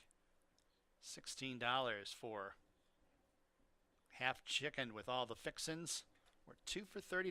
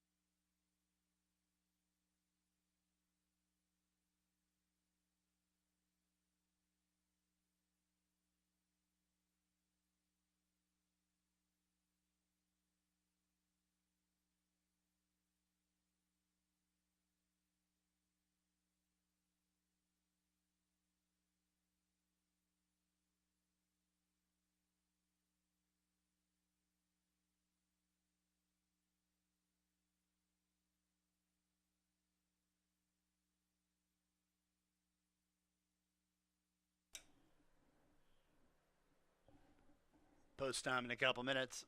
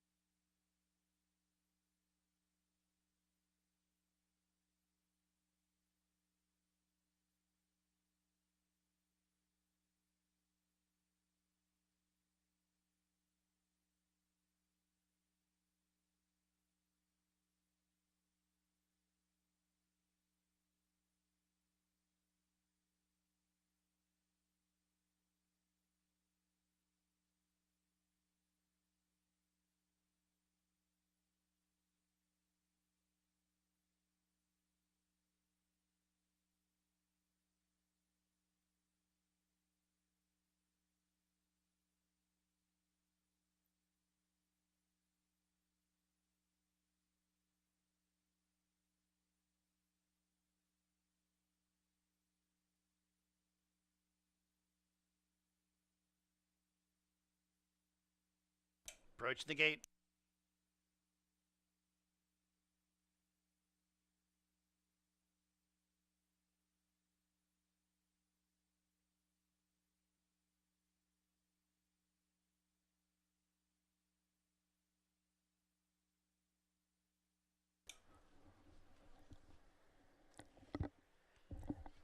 And the horses have arrived at the starting gate. Race number 3 from Finger Lakes.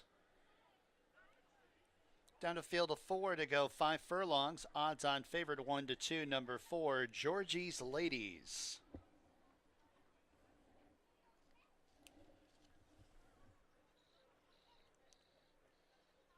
Georgie's Ladies up into line. Make a joyful noise. And Wabanzi to the outside. 1 to 2, Georgie's Ladies. 9 to 5, Make a Joyful Noise.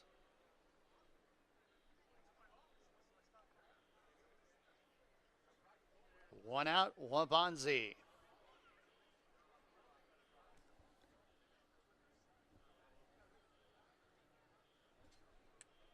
They're all in the gate. And they're off. They broke in a great line. It's Georgie's Ladies who's zipping out for the front end. Wabanzi attending the pace of the outside second. Ramon is towards the inside in third, then a half length to Make a Joyful Noise, who's 3 lengths off the pace at the tail of the field. About 3.5 furlongs to go, and it's Georgie's Ladies who leads this group into the turn by a length and a half, too.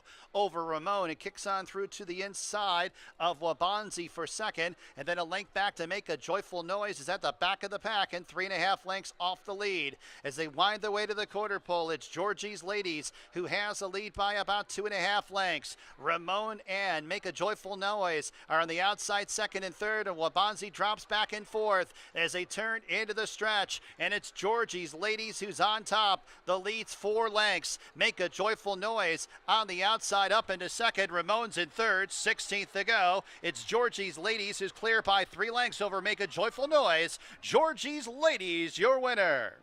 Make a Joyful Noise second. Ramon third, fourth, Wabanzi.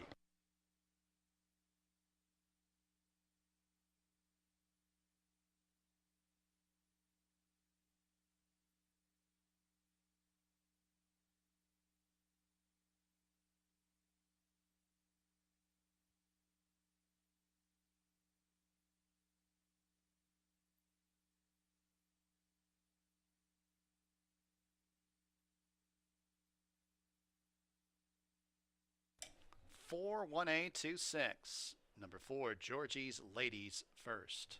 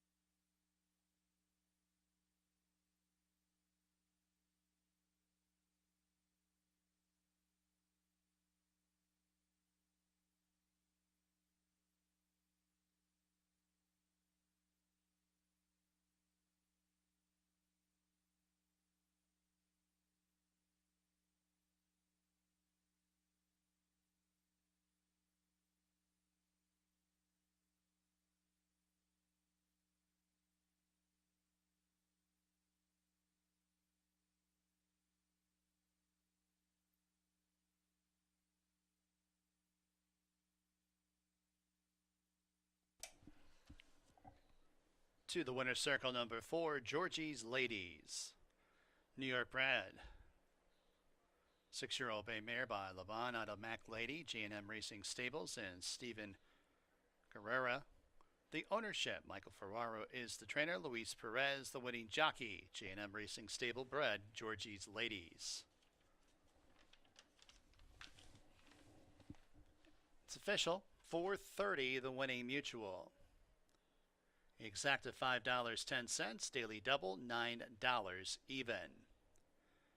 Fourth race from Finger Lakes. Put John Barrios on number 2, Sigmund's Dream, no apprentice allowance. Exacta trifecta, superfecta, daily double, pick 3 wagering, post time in about 21 minutes at 2:29.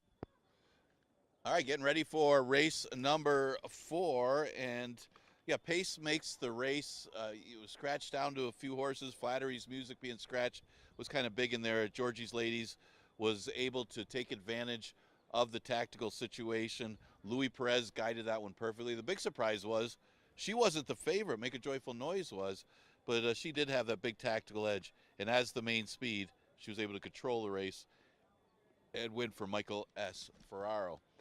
Okay, 4th race, we are going to start a pick 3 here. We also have exacta, trifecta, superfecta, and daily double wagering offered. It is a 5,000 maiden claimer, and we're going this distance of 5.5 furlongs. Looking at the board, the one horse is getting some play, Cooperite, but one of the issues with this horse is she's very lightly raced, considering that she's a 5-year-old mare.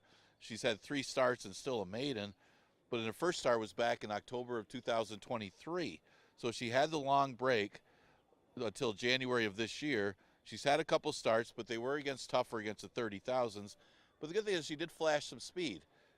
She figures to be the inside speed of this race, and with the class reduction dropping all the way to the bottom, maybe she can hang on better than what she did against the 30,000s. She's currently at 9-5. The 4 is Chicazteca, who did show some promise in her first start as a 2-year-old filly, running 3rd in that race, making up a lot of ground. Looked like a horse that wanted to go longer, and they tried her at Saratoga in her next start, and she was just overmatched there. She actually didn't run that horribly, but she hasn't been the same horse since. She'll be making her first start as a 3-year-old here, and she'll be able to add the medication of Lasix as a 3-year-old. I guess the red flag is she is dropping all the way to the bottom to face the 5,000s for a 3-year-old debut. The Dam is a half to a grade 1 winner. Very well-bred horse. Again, she's bred to go longer, and they haven't even tried her long. So it'll be interesting to see how she does here. But at this reduced level, again, her numbers aren't great as a 2-year-old, but at a much reduced level as a 3-year-old, she could be very competitive in her first start here. Now, War Terminatrix isn't out of this either. She had her first start of the year. Now, she was a horse that was clearly better on the turf than she is on the dirt. She's still getting used to the different surface, and she did have trouble in a couple of her starts last year. But, it's a tough field here. But if a couple of these other horses that are new faces don't fire, Chicazteca doesn't fire off of the layoff, she's the logical horse here. She comes out of a race where she ran 3rd. She was in for the waiver, in again today, and she's not that badly beaten that she's got to be considered if you're playing exactas and trifectas. Now, there is a couple first-time starters in here. The one I like better was the 2, Sigmund's Dream. This one's out of Freud's Notebook. Now, that Dam was a multiple stakes winner. Actually ran here, was 3rd in the New York Oaks during her career. She definitely was better going long. So there is some breeding to Sigmund's Dream, but of course they're starting them at rock bottom. Exacta Tri Super Daily Double and Pick 3 starts in race number 4. You got about 8 minutes to post.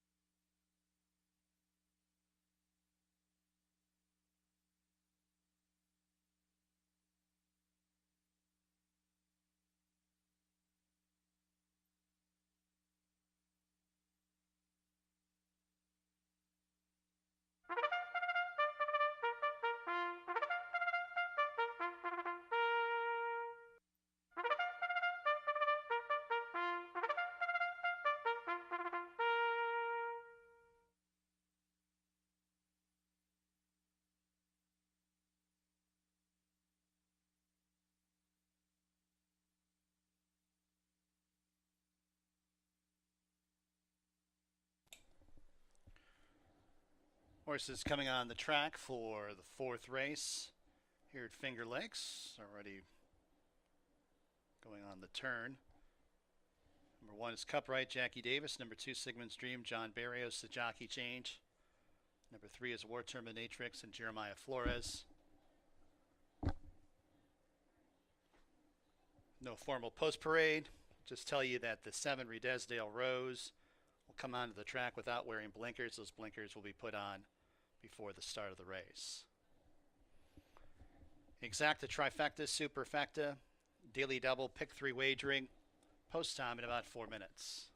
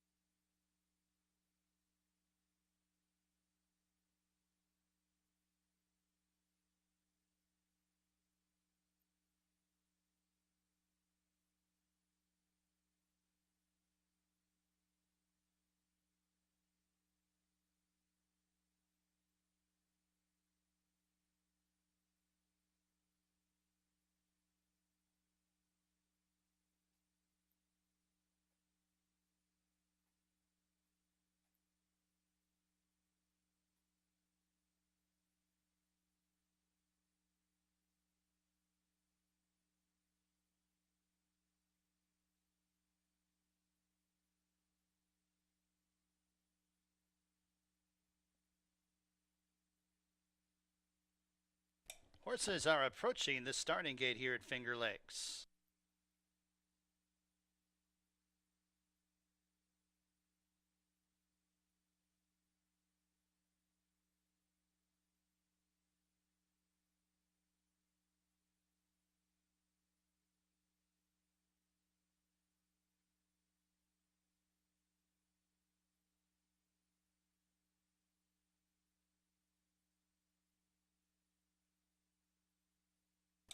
And the fillies and mares have arrived at the gate for race number 4 from Finger Lakes.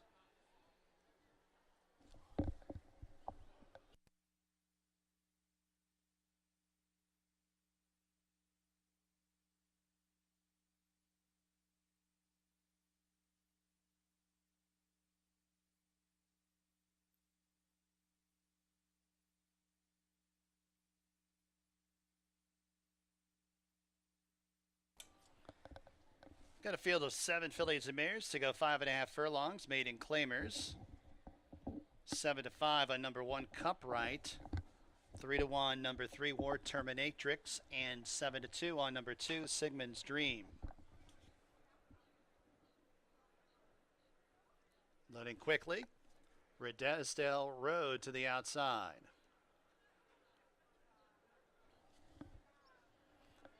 Six to 5 on Cupright. Redesdale Rose circling behind the gate.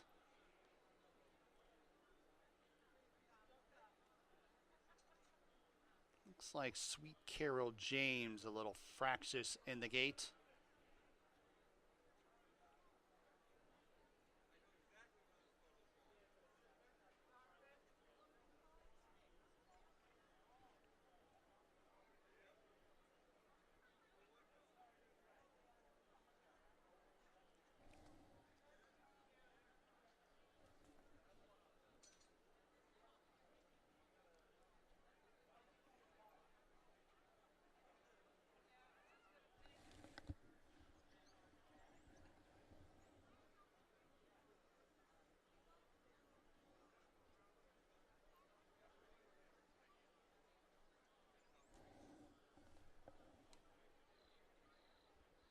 Oh, one's caught up in the gate here. We're going to have a delay.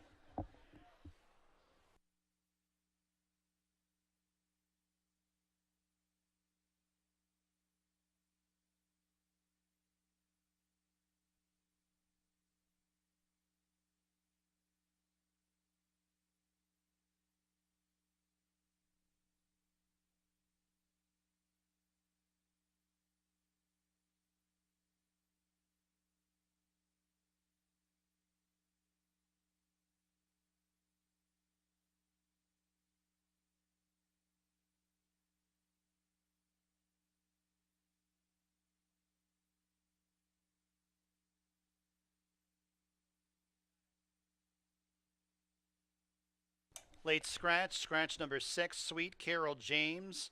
Number 6, Sweet Carol James, is a late scratch from this 4th race. Scratch number 6, Sweet Carol James. There'll be a short delay.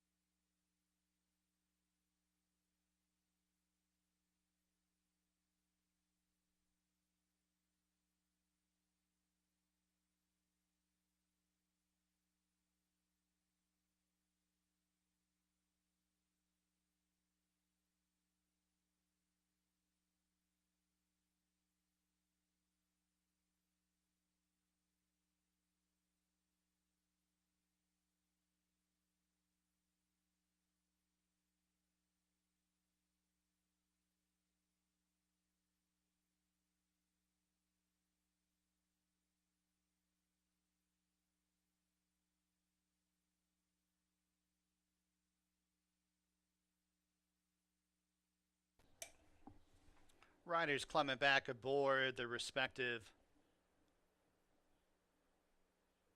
runners in this fourth race. Now down to a field of 6 with the late scratch of number 6, Sweet Carol James. Loading up, Cupright. Sigmund's Dream.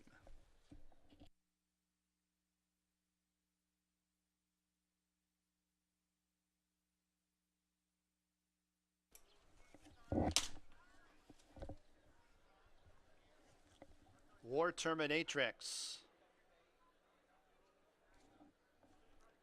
Chick Azteca. Cruise In to Win.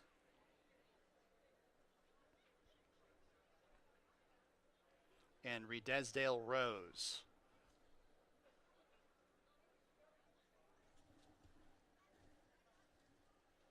Four to 5 on Cupright. 3 to 1 War Terminatrix. Redesdale Rose.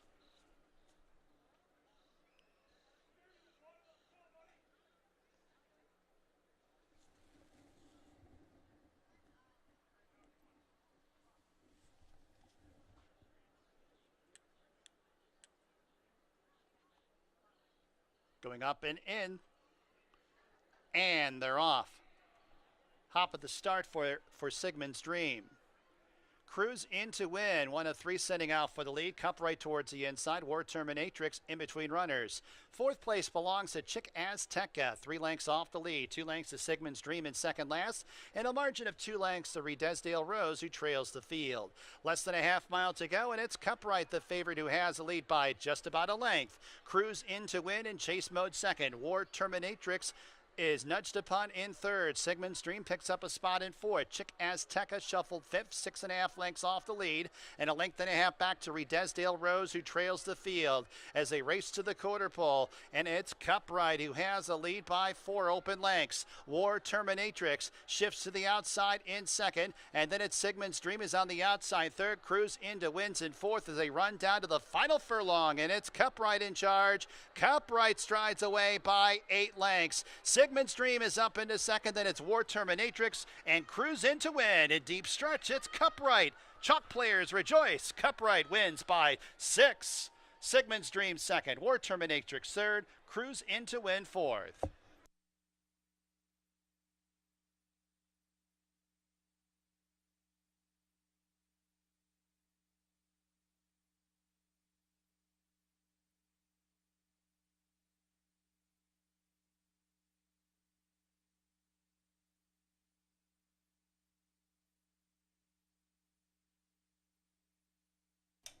One, two, three, 5 in race 4 from Finger Lakes.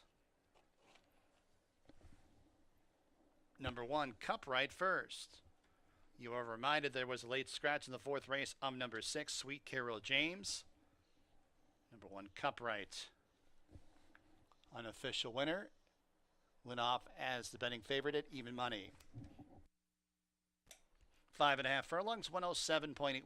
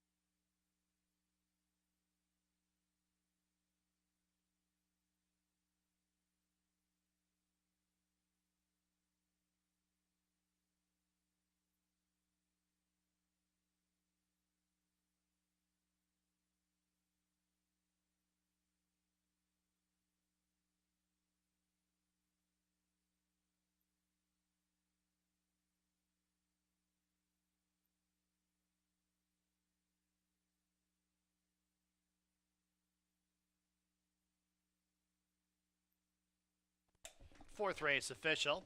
Cup ride pays $4 to win.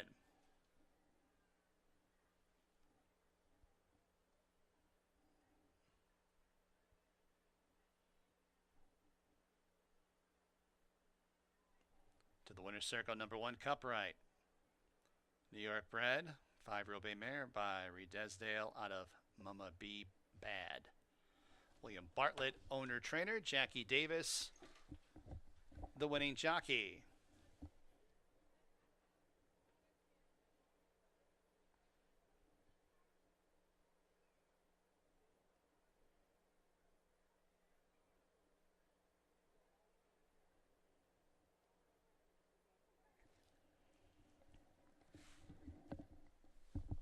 Regular double 4 and 1, $10. Consolation double 4 and 6, $3.90. Exacta $15.20. 50-cent tries, $7.90. Dime super, $5.77. Regular pick 3, 3, 4, 1, $6.10. Consolation pick 3, 3, 4, and 6, $2.50. Fifth and featured race, the George W. Barker Stakes, $50,000 guaranteed for New York State Breds. No scratches or jockey changes in race 5. Exacta, trifecta, superfecta, daily double, and late pick 5 starts on this 5th race. Post time at about 18 minutes.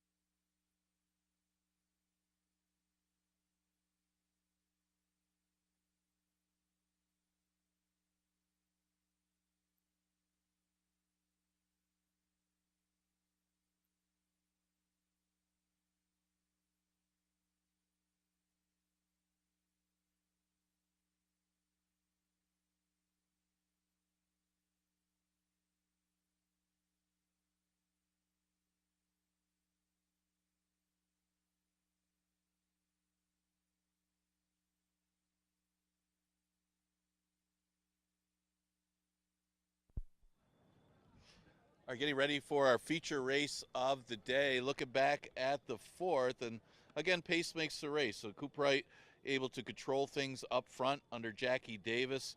Gets the win for Bill Bartlett. Only the fourth start for that 5-year-old mare, but the drop in class was too much.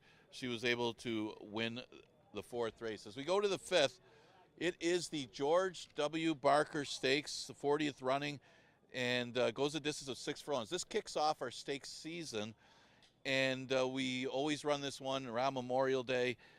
It drew 6 horses this year and features the return of Looms Bowley. You also got Leon Reed, Memorial winner of the past, and Ladies Golden Guy, won that race twice. Looking at Looms Bowley, this one came in here and ran in the Ontario County Stakes, and I tell you what, it was a public workout. He won for fun and never really asked. And again, that was restricted 3-year-olds, and he was just too good for that field. But he's been against some really tough older horses in New York at Saratoga. I think the one vulnerability that you have for Looms Bowley would be that he hasn't run since January, and his last couple starts weren't as good. Of course, again, tough open competition that he was up against in his last race in the mud. And that was his last start in January. So you got over 4 months. He's very quick, probably quicker than Ladies Golden Guy, but Ladies Golden Guy does have the rail. See if that one is aggressive. It tries to go after him early. Right now, Looms Bowley at 1-2. Ladies Golden Guy, who did flash good speed. Of course, we've seen that from Ladies Golden Guy before. We generally have that allowance race as kind of like the George Barker Prep at the beginning of the year. Ladies Golden Guy seems to win it every year or run second like he did last year in that prep race, a good second to Tralad. Well, it may not be a good idea for him to try to send after Looms Bowley. It'll be interesting to see. That's the key to the race, what Ladies Golden Guy does here. If he does try to be aggressive and stay with that horse early, he could soften Looms Bowley up. It might help a horse like Rhymes Like Dimes pick up the pieces and pull off the upset. Or does he try to track from the inside and then try to move out and wear that horse down? That's the key to the race. We'll see what Naz Alvarado's got in mind here with Ladies Golden Guy. It certainly looked like he's back on track with that victory in that George Barker Prep allowance race back in the beginning of May. And looking at Rhymes Like Dimes, would this one be the one to take advantage if Looms Bowley does come up a little bit short and Ladies Golden Guy takes a little starch out of him? He did run second to Ladies Golden Guy, but that was at 5 furlongs when Ladies Golden Guy was truly the main speed. Second start off the layoff, he's the closer. He's the big threat late if these horses get a little bit short up front. So that is how the complexion of the George Barker Stakes looks. It is our first stakes race of the season, a $50,000 non-Lasix event for New York breds. We have exacta, trifecta, superfecta, daily double, plus the late pick 5 starts with our feature event.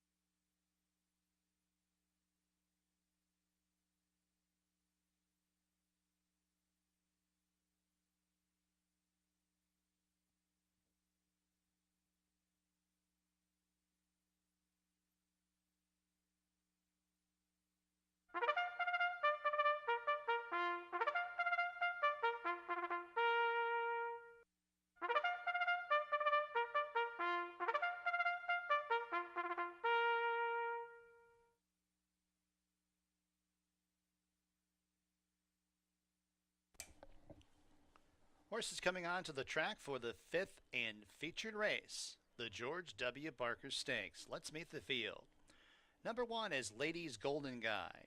Deborah Breed, owner trainer. Nazario Alvarado is the jockey. Number 2, Take the Gold. Glenroy Brown trains for owner Jack Cannon. Jackie Davis, the riding assignment.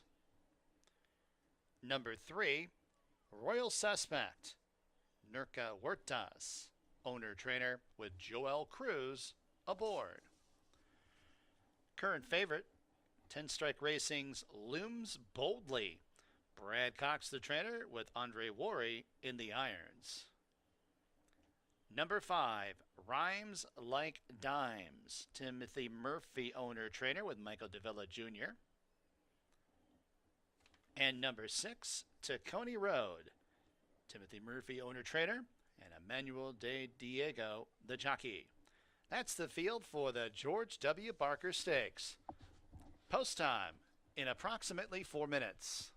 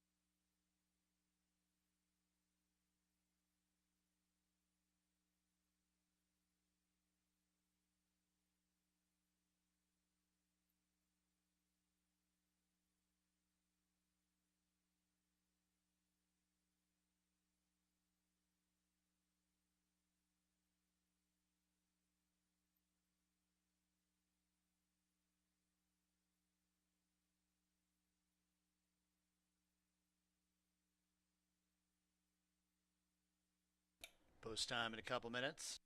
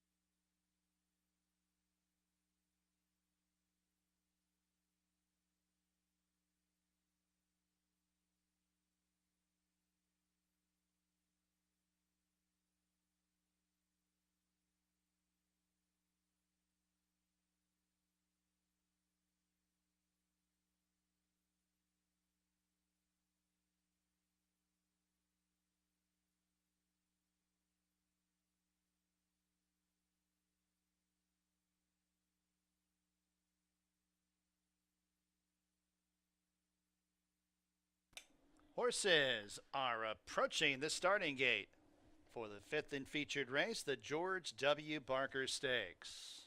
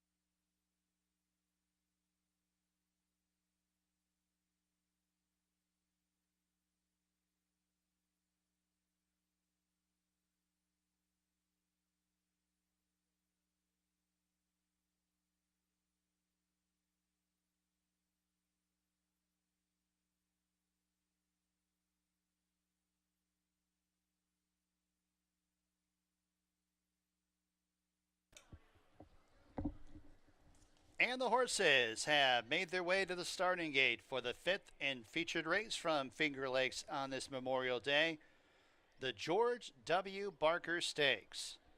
$50,000 guaranteed, 6 furlongs, New York breds.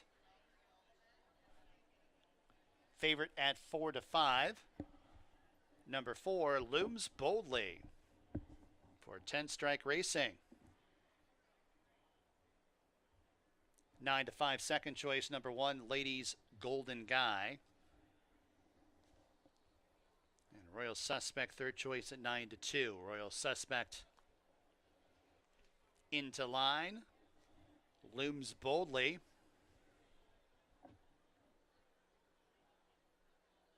Rhymes Like Dimes. And Tacony Road.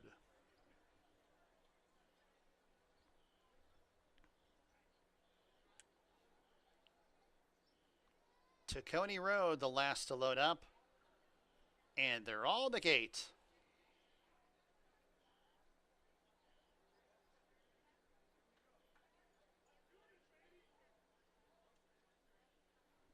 Off and running in the George W. Barker Stakes. And it's Ladies Golden Guy who blazes out for the front end and opens up by a couple lengths. Looms boldly in chase mode second. Tacony Road, Rhymes Like Dimes third and fourth. 3 more lengths of Royal Suspect in the white blinkers to the outside of Take the Gold, who's at the back of the pack at about 9 lengths off the lead. As they have a half mile to go. And it's Ladies Golden Guy and Looms Boldly hooking up on the front end. They're clear by 6 lengths over Tacony Road and Rhymes Like Dimes. They're in tandem, third and fourth. 3 lengths the Royal Suspect. Take the Gold trails the field. First quarter, 22 3/5.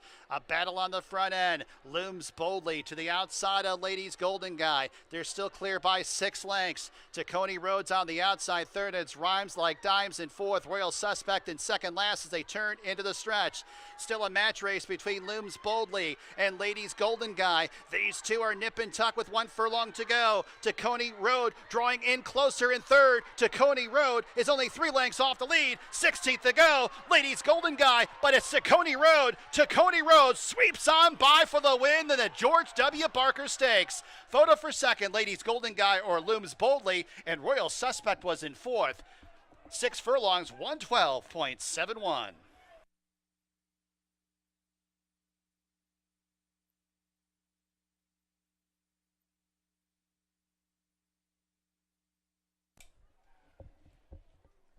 Upset in the George W. Barker Stakes. Number 6, Tacony Road first. Second longest shot on the board at 20-1.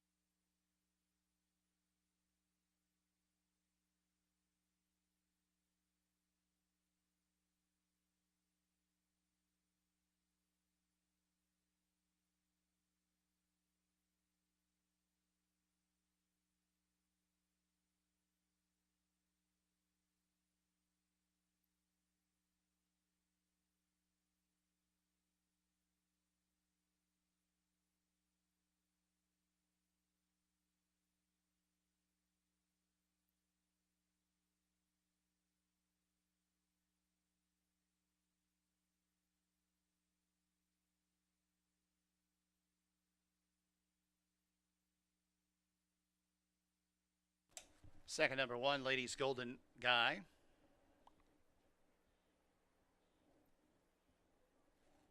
Third, number 4, Looms Boldly. Fourth, number 3, Royal Suspect.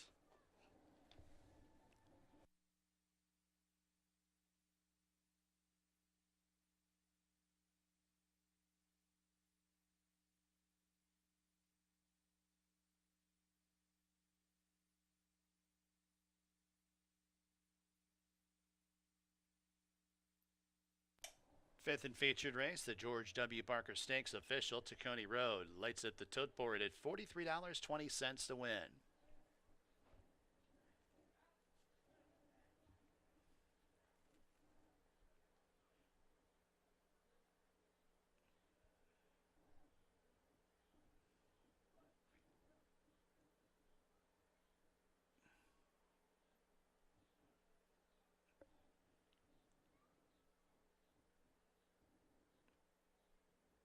Tacony Road, New York bred.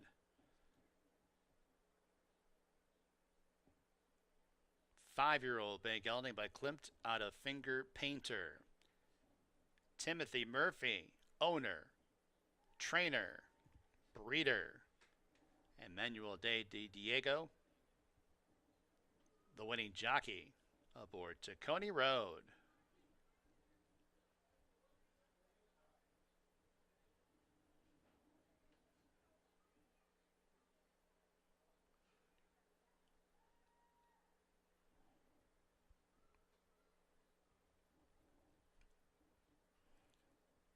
Exacta $135.50 try, $93.62. Dime Super $77.10. Double $68.50.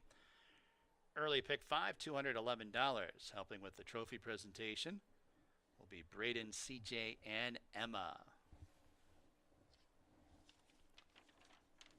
Race 6 from Finger Lakes. Scratch number 3, Pot of Gold, and number 4, Bench Walk.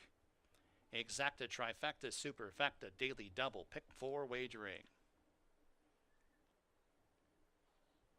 And there's the trophy presentation for the George W. Barker Stakes. Post time for race number 6 in 18 minutes.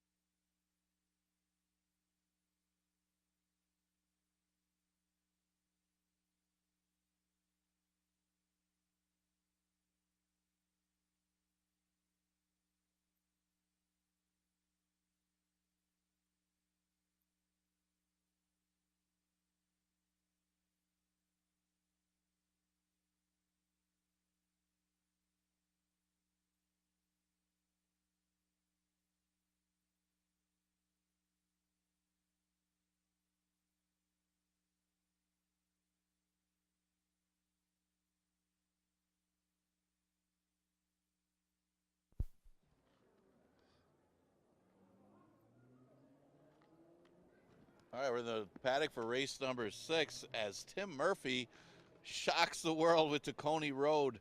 Emmanuel Diego, the big upset as Ladies Golden Guy goes after Looms Bowley, and really the two of them got softened up by each other. Tacony Road in the perfect position under the barber Emmanuel Diego and gets that upset victory by Tim Murphy with Tacony Road. Out of Finger Painter, who was a great filly here some years ago. Now she's got a stakes winner offspring in Tacony Road. What a exciting race that turned out to be, and a big upset on this Memorial Day card. All right, 6th race, scratch the 3, pot of gold, scratch the 4, bench walk. Well, looking at the board, yeah, no real strong favorite in this race. I did lean towards the 5, Winning Drive, mainly because he's got the bottom. There hasn't been another horse in this field that's run a route in 2025. And I think that alone is going to give Winning Drive an advantage here, just having the recent routes. So most of these horses are going one sprint to route because of when we started this season. And that's a little more tougher to do here at Finger Lakes in the early part of the year. So Winning Drive, I'm going to give an edge. And his form is good enough anyway that he should be competitive against this field. Give him the edge. He's at 3-1. The 8 Barfly is an interesting long shot here. Actually is getting some play. He's one of those horses that goes the sprint to route. But one thing you say about Barfly is this should be a much better distance for him than the 4.5 furlongs. He's a much better router than sprinter. And the 4.5 just way too short. And he still ran 4th behind a loose conformist that day. So would expect a big improvement from Barfly, and he figures to be a price. Olazabal is an interesting one, too. He hasn't shown much, and he was a little bit of a disappointment when dropping to 5 last time. Some of it could be the distance. He didn't really get into the race and got caught wide as a beaten favorite, but at least he lost to a horse called Sigalert, horse that won the first race today, so it makes the race look better that Sigalert came back to win. So you could see some improvement here. Not real sure about the route, though. I mean, this horse has got true route breeding, but in his prior routes, he's had 3 prior tries going long, and he hasn't hit the board in any of the 3. Of course, he hasn't faced this easy either. The speed comes from the inside in Red Hot Lincoln. You'd expect Maddie's Express to be close to that one as well.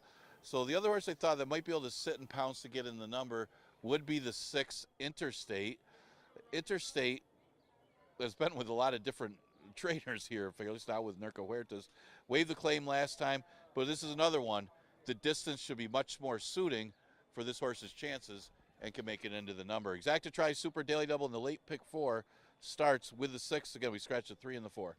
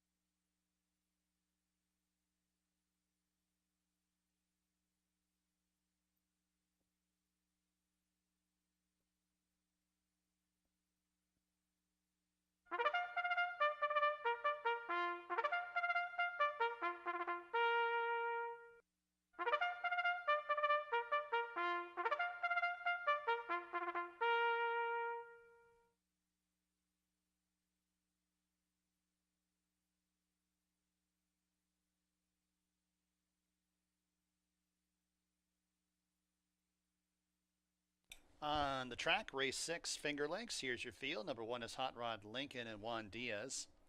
Number 2, Maddie's Express and Kevin Navarro. Scratch the 3 and 4. Number 5 is Winning Drive. Heeman Harkey. Number 6, Interstate, Jackie Davis in the irons. Number 7, Olazabal and Luis Perez. Just making his way onto the track. Number 8 is Barfly. And Andre Worry. Number 9, Central Love. And Emmanuel De Diego. And number 10 is Ring Good. And Rafael Rojina Jr. Post time. About 3 minutes or so.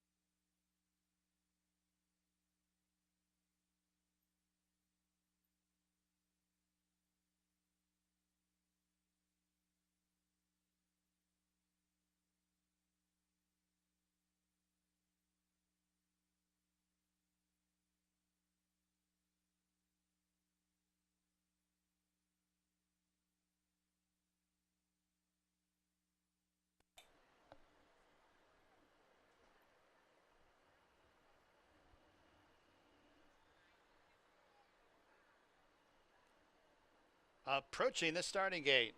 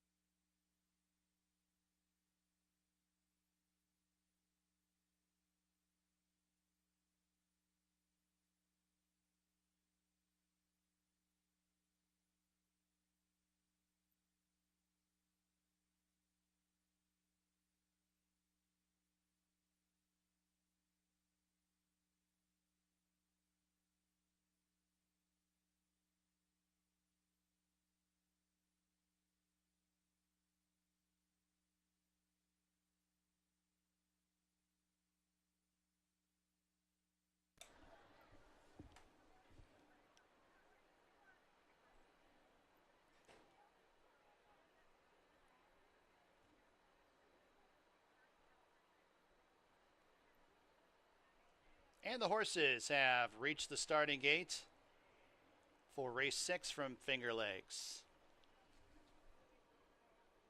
Hot Rod Lincoln getting the attention of the gate crew.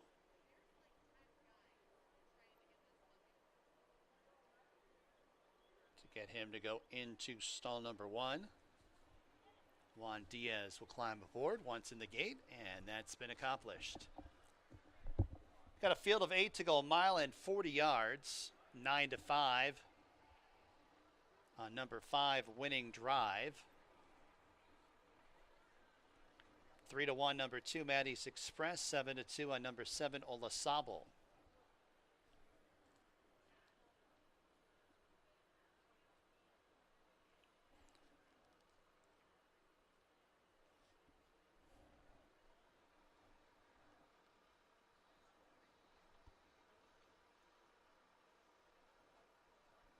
Winning Drive up into the gate, Interstate.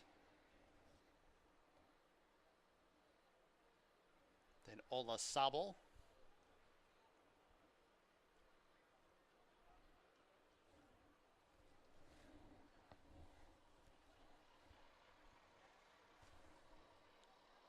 Barfly. Central Love. And Ring Good.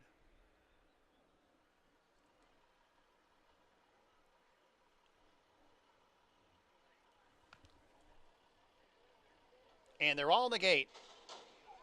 And they're off. Decent start.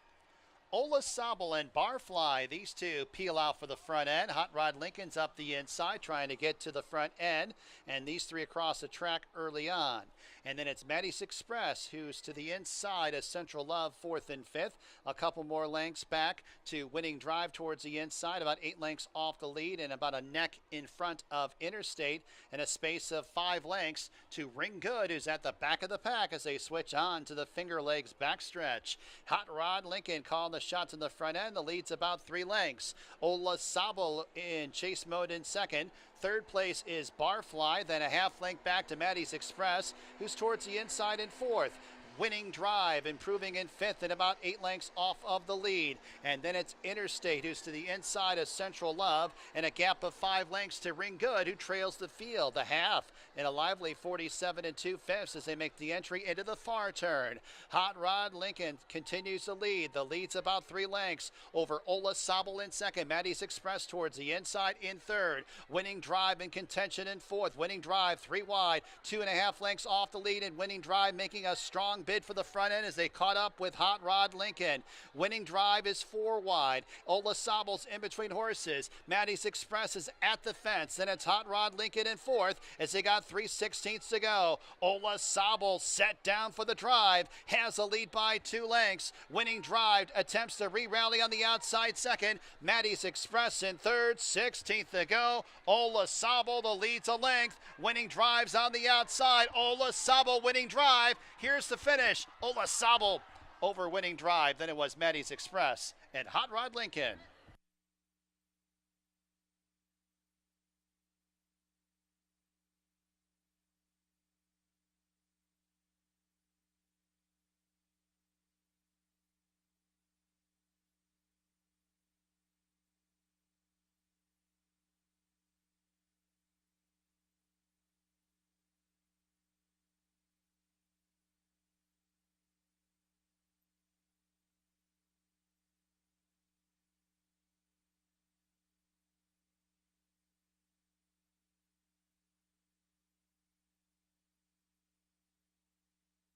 Photo for the win.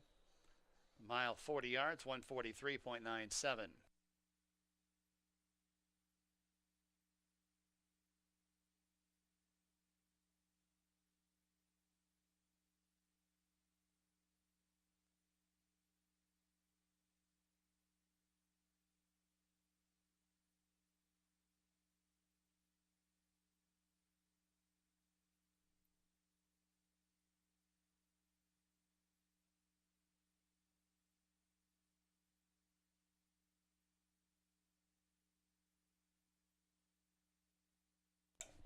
Number 7, Ola Sabel first.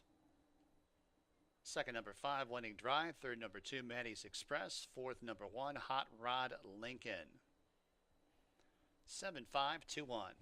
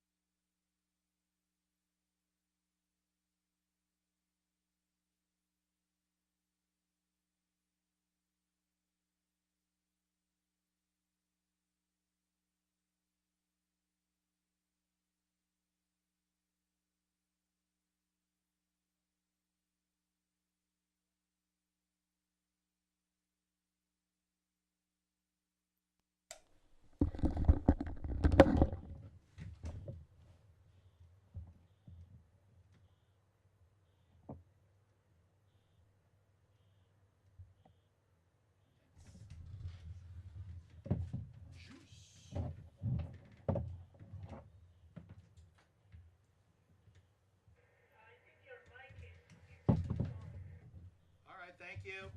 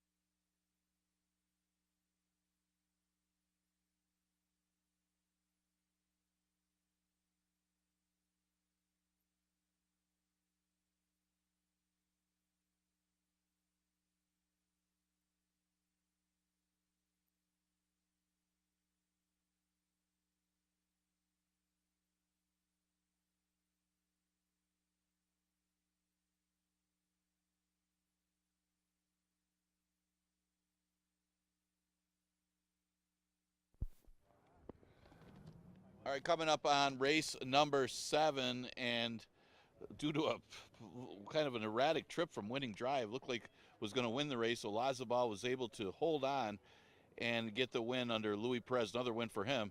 He gets that victory for Rachel Sells to start off the late pick 4. They really found that one going off at odds of 3-2.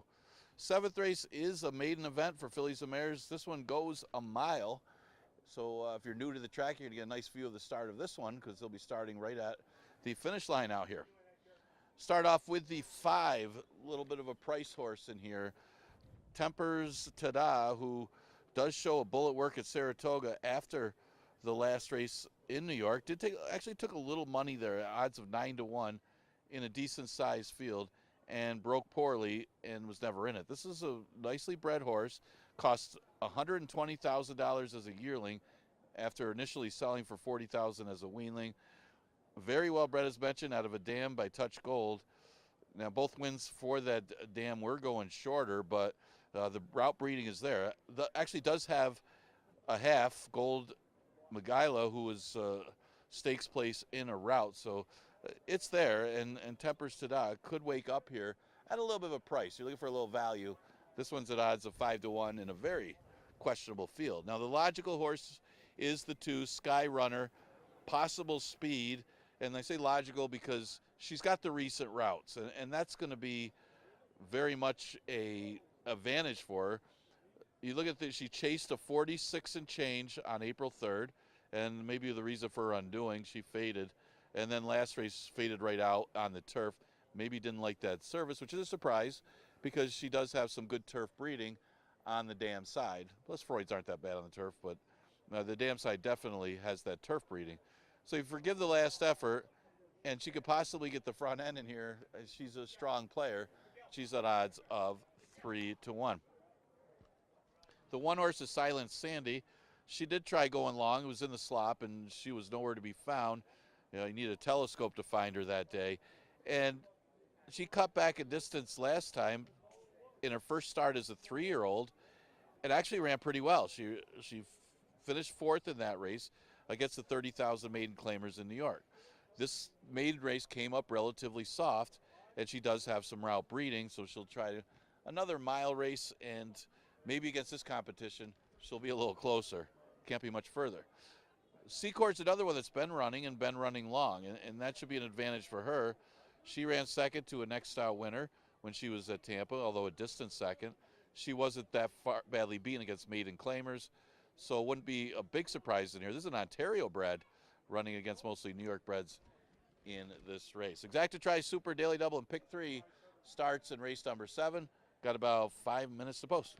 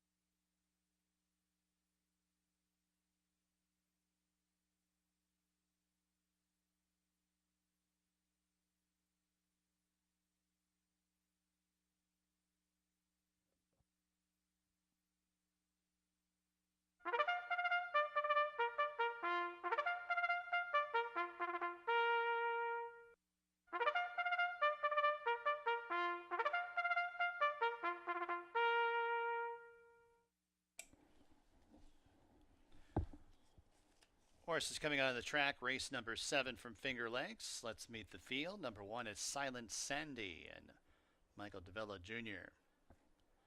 Number 2 is Sky Runner and Caber Koa.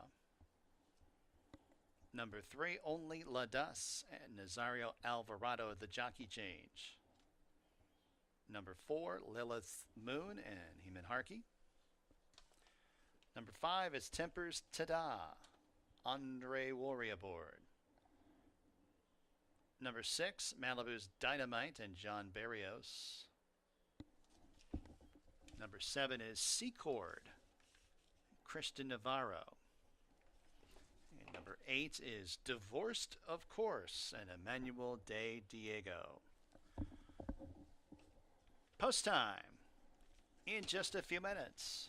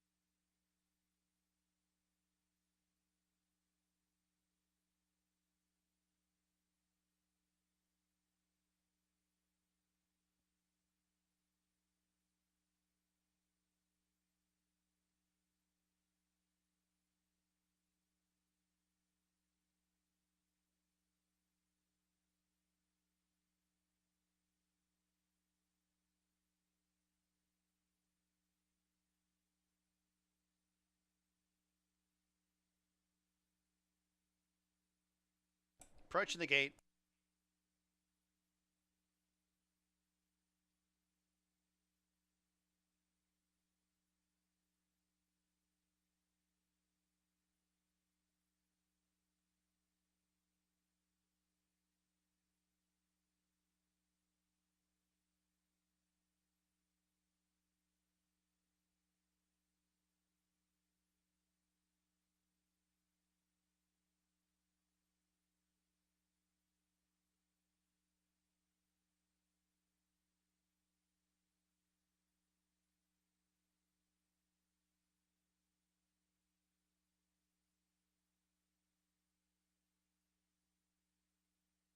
Horses at the gate, race 7 here at Finger Lakes.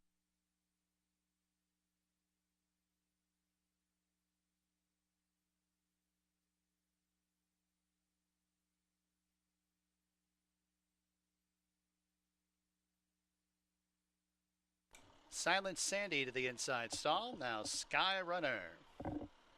Current favorite at 8-5, Sky Runner.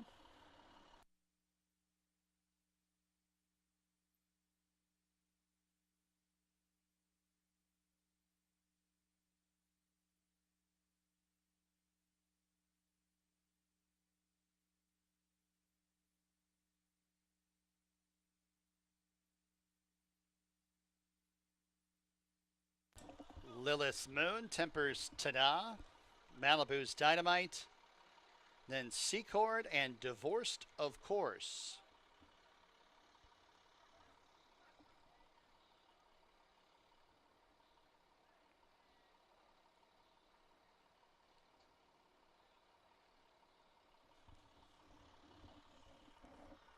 Secord, Divorced of Course. Still 8-5 on Sky Runner. And they're all in the gate. And they're off. Good start. Only Ladas, one of many, sending out for the lead. Sky Runner and Silent Sandy towards the inside. Divorced, of course, will be stuck out around about the 4-path around that first turn.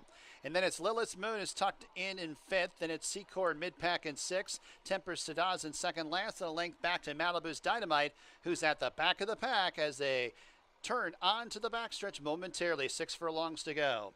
Only Ladas is to the outside of Silent Sandy. And then in third, that's Divorced, of course. Sky Runner drafting behind horses in 4th, 2 lengths off the lead. A margin of about 2.5 lengths back to Secord to the outside of Lilith's Moon, who scrapes the paint. 2 more lengths back to Malibu's Dynamite, who's in second last. And Tempers Tada has been shuffled back to the tail in the field and 7 lengths off the lead. Less than a half mile to go. And it's Silent Sandy who continues to lead. The lead's a length and a half. Sky Runner able to thread his way through traffic from 4th up into 2nd. Secord towards the inside in 3rd. Divorced, of course, is in 4th as Only Ladas drops back in 5th. Tempers Tada, Malibu's Dynamite trying to launch rallies from the back. And Lilith's Moon's at the tail of the field as they arrive at the top of the home stretch. And it's Silent Sandy trying to fend off Sky Runner. And they're clear by about 7 lengths over Malibu's Dynamite, who's to the outside of Tempers Tada. 3rd and 4th as they run down to the final furlong. A struggle between Silent Sandy and Sky Runner. Silent Sandy is persistent. Sky Runner to the outside, 2 lengths behind, but in deep stretch, Silent Sandy repels Sky Runner. Silent Sandy, your winner. Sky Runner 2nd. 3rd, Malibu's Dynamite. Tempers Tada 4th.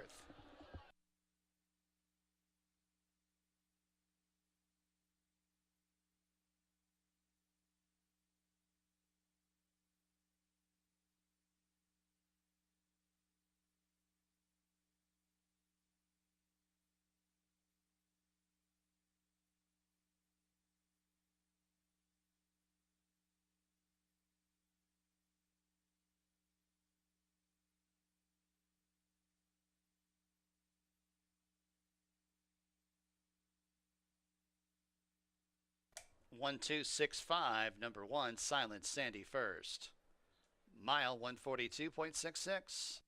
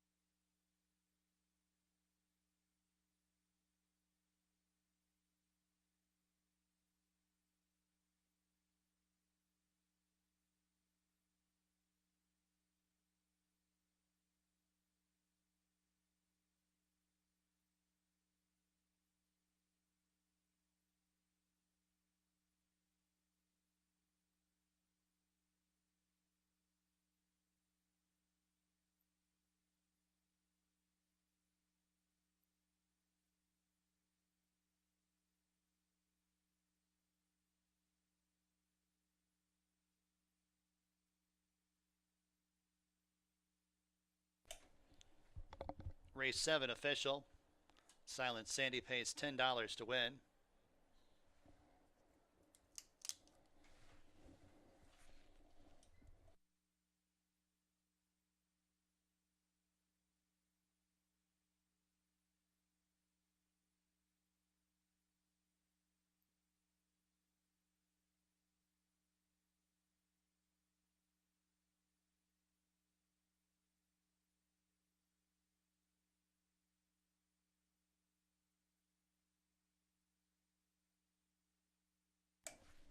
To the winner's circle, Silent Sandy. Fifth career start of winning one. New York bred, 3-year-old Great Filly by 1,000 words out of Easy Goin' Lady.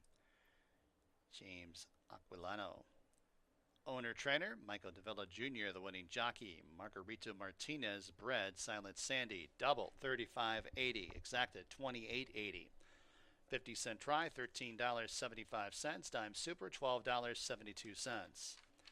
Eighth race, Finger Lakes, scratch number 8, bottomless refill. The 8's a scratch, exacta, trifecta, superfecta, daily double wagering. Post time in 19 minutes.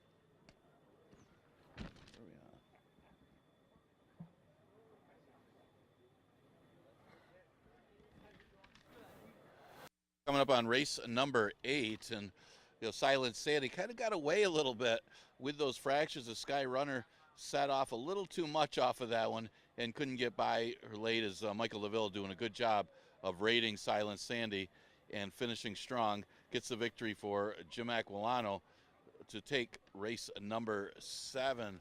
We look at the 8th, and it is an 11-9 claimer. Now winners of a race since a date, or never won 4. And you look at this field, it's one of the tougher 11-9 beaten claiming races that you'll see here at Finger Lakes. As this one came up like an allowance race. You got Pompous Prince, who's been running against some tough allowance fields in the past. Probably still would be pretty competitive in a 3-state bred. Mr. JT, who's got some class, was claimed for $25,000. Z-Bear, running in New York, running in their allowance conditions. And then you got Breaking Stones, who's very consistent at the 11-9 level here. And then Almond Cider drops back to a competitive spot as well. Like I said, as good an 11-9 beaten claimer as you'll see. I did lean towards the 7, Pompous Prince. He's the true class of the races. He's been really tussling with some of the better horses through the allowance conditions since he's been here. He finished second to Jack and Bernie. That was in July of last year. Jack and Bernie's the best sprinter on the grounds, and he's only lost a couple lengths to that rival in a 3-state bred. That to me says right there, she should be able to beat this field. She tried her in Saratoga against some really tough rivals and then went in a stakes race. So this horse hasn't seen this easy in quite some time, even though this is a pretty tough group for the level. I lean towards her or him on top. The 2 is Breaking Stones. Might have an advantage here because there isn't a lot of speed in this race. Almond Cider looks to be the only other one that's got any speed. Would figure Almond Cider to go to the front, but Breaking Stones does have the option being inside of Almond Cider if he wants to go out there with that rival. And with the lack of any other early speed, he may just do that. And he's a very consistent horse when you look at his races at 11-9, and he got a race under his belt where he ran 4th to Sutton Breeze, who's been a multiple winner already this year. He certainly plays with a tactical edge. And Mr. JT would be the other one by Stay Thirsty. Hasn't run much since being claimed for 25, but does face an easier group here. Exacta Tri Super and the last daily double of the card starts here. You got 6 minutes to post.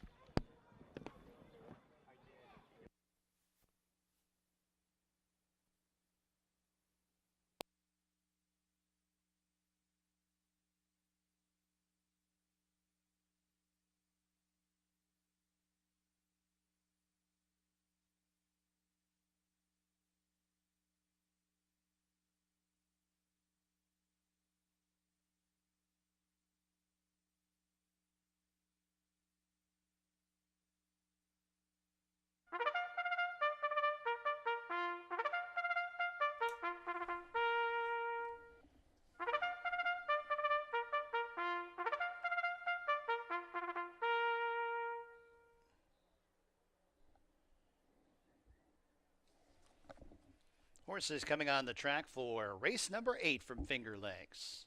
Here's the field. Leading it, number 1, Mr. Einstein and Joel Cruz. Number 2, Breaking Stones. Jeremias Flores calling the shots.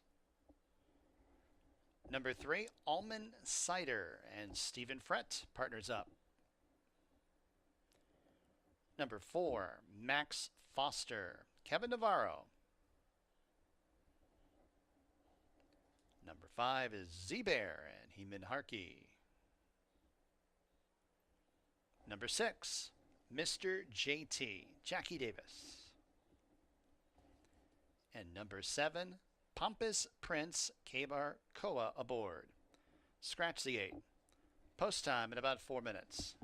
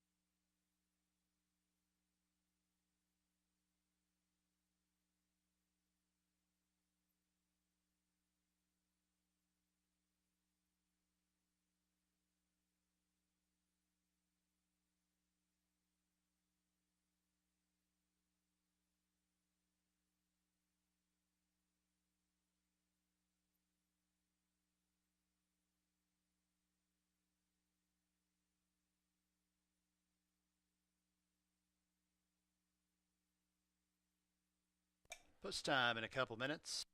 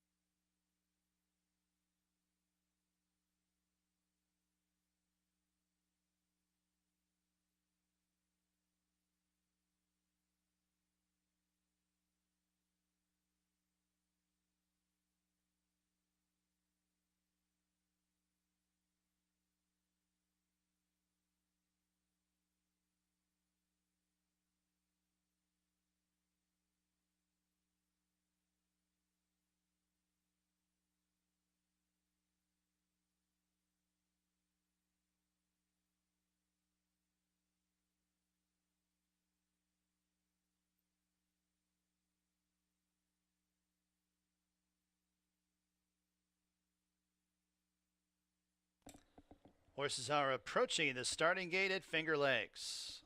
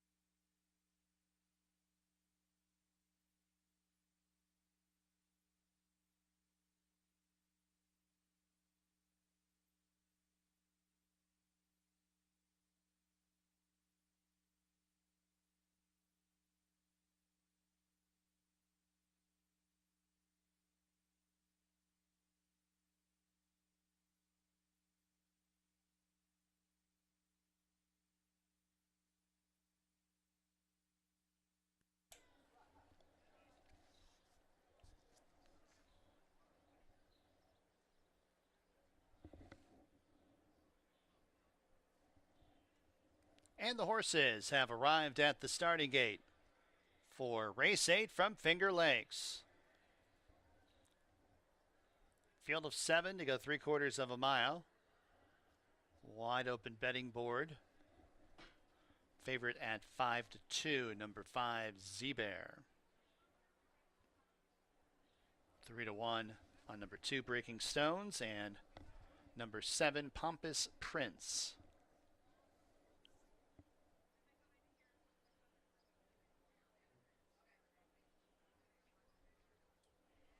Almond Cider into line. Max Foster.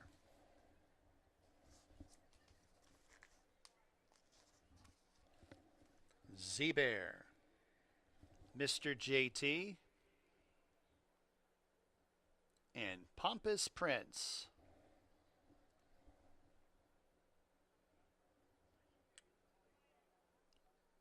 They're all in the gate.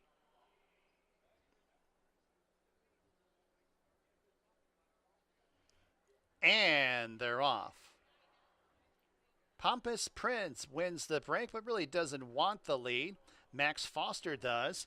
as well as Z-Bear. Almond Cider's at the fence in fourth, a length and a half off the lead. Another length and a half back to Mr. JT, who's about a half length in front of Breaking Stones. And a margin of 2 lengths to Mr. Einstein, who is shifted off the inside at the back of the pack and is about 6.5 lengths off the lead. Max Foster on top by a half length over a gray. Z-Bear in pursuit in second. Pompous Prince, red blinkers outside third. Almond Cider towards the inside in fourth. Mr. JT mid-pack in fifth, 4 lengths off the lead. Mr. Einstein shaken up and not responding at this point in time. It is to the outside of Breaking Stones, who trails the field. A quarter of a mile left to travel. Z-Bear gets the advantage on Max Foster as all of a sudden Almond Cider wants to get off the inside and has clear running room. 2 lengths off the lead is Almond Cider, and Pompous Prince is outside of him. 1 furlong to go. It's Z-Bear who has the lead, but Pompous Prince is able to overhaul Z-Bear at the 16th pole, and it's Pompous Prince, your winner. Z-Bear second, Almond Cider third, fourth, Mr. JT.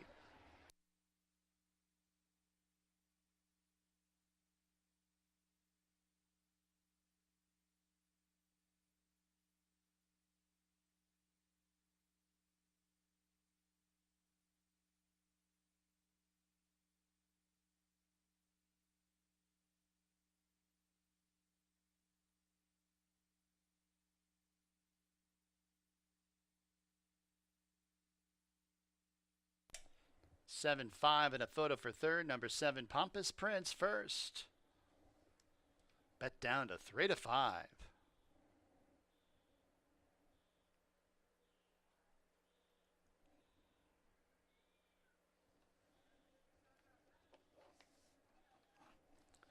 Six furlongs, 112.34.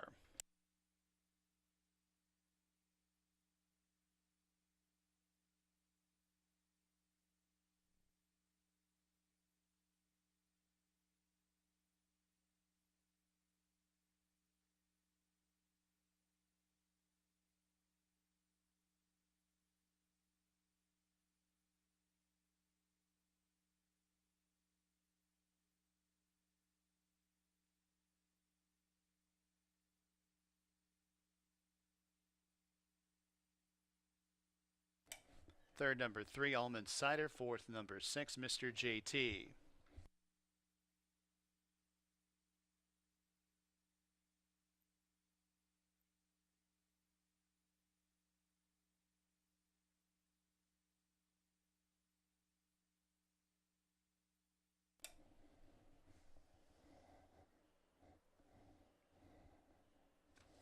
To the winner's circle, number 7, Pompous Prince. New York bred, 5-year-old bay gelding by Pompous Lady, or by Palace, out of Pompous Lady. Dam Sire's Dream Racing Stables owns M. Anthony Ferraro, the trainer, Cabercoa. The winning jockey, Mr. and Mrs. Brian Guy Rice, bred Pompous Prince. $3.40 the winning mutual. Double, $27. Exacta, $16. 50-cent trifecta, $18. Dime super, $13.92. Ninth and final, Finger Lakes. No scratches or jockey changes. Post time for the 9th race at 5:04 p.m.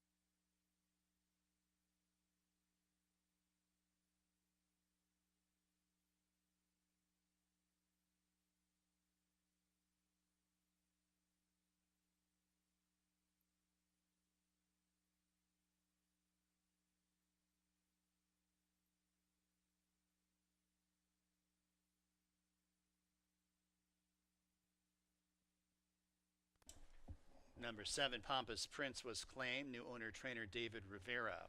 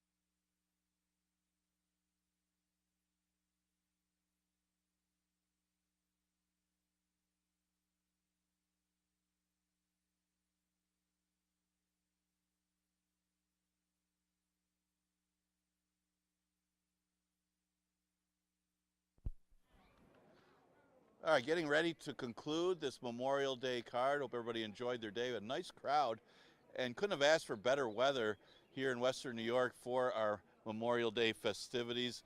And certainly an exciting day. It's some great racing, including our feature race. You look back at race number 5.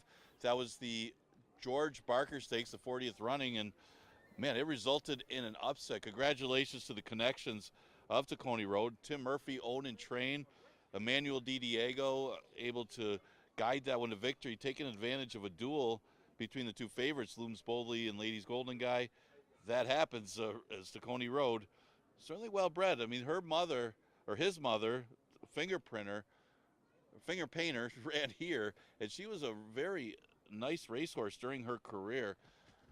Congratulations again to Tim Murphy and Emmanuel Di Diego for the victory in the George Barker. Well, the Memorial Day finale is race number 9. It is a wide open maiden special weight for fillies and mares that goes the distance of 6 furlongs. And you see some early money for a couple of these first-time starters. And the 5 Jeanette was assuming that this one could be the speed, as Sophia Vivas will be aboard. Man, has she been tearing it up at Woodbine. Every time I look on the weekend, she's winning races, and she comes here and does the same. Very high percentage jockey. She rode this horse last time, and Jeanette didn't want any part of running that day. She couldn't get the lead, and that led to her demise. I mean, she didn't break all that sharp, was part of it.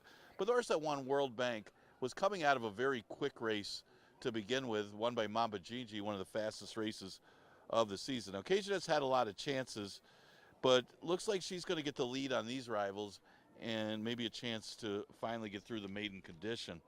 The 8 horse is One Good Raisin for Ronnie Breed, and this horse has got a little bit of a look out of a Damn by a Bridled Song. Getting closer, but going further.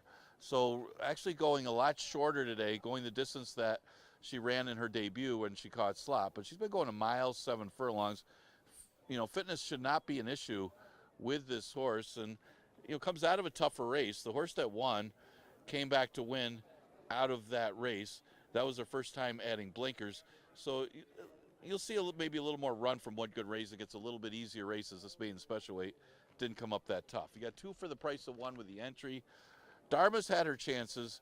She's been a beaten favorite a couple times, and she did probably tail off a little bit at the end. I think 6 furlongs is a better distance for her, but she's one of those horses that doesn't really, or didn't last year, have a big punch to her trying to close ground, but always fired and hit the board a lot. So maybe that's the case today, or maybe she'll improve her first start as a 4-year-old and close to get there today, but not a lot of speed signed up in this race. The one firster that kind of stood out to me a little bit was the 2 Mission Avenue, because we've seen a bunch of horses out of this mare, Dean Avenue. Dean Avenue was pretty good during her career for the breeds, but some of the horses that she's had out of her, Honorable Avenue was a pretty decent allowance horse, finished second a lot, but did pretty well. And then we saw Dale Avenue come out sharp. I mean, that horse was pretty good here at Finger Lakes early in that one's career. So maybe we'll see that from Mission Avenue as that one draws the rail. The other firster is the 4 Ring of the Rise. This one out of Chaotic Lassie, a horse that ran here as well by War Dancer. You know, Chaotic Lassie had a decent career, a lot of seconds, but was a 12-time winner during her career as well. The other firster is the other breed horse, ZN. Didn't think that one was as strong as Mission Avenue, the firster breaking from the rail. But those are some of the contenders, again, for a wide open puzzle of a finale. Exacta, Trifecta, Superfecta offered in the last. If you're new to the track, just want to remind you, we are open throughout the summer, Monday through Wednesday. Those are our live racing days, and we run 1 o'clock first post each racing day.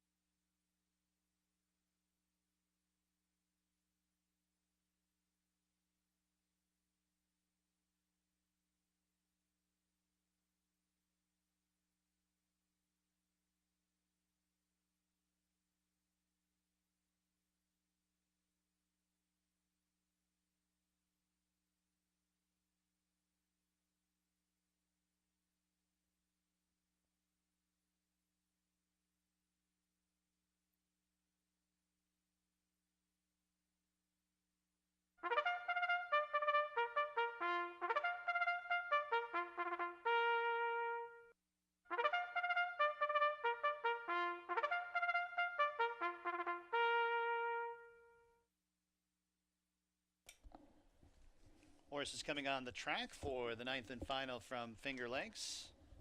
Here's your field. Number 1 is Lipin Law with Caber Koa aboard. Other half of the entry, the 1A Dharma, Luis Perez, the riding assignment.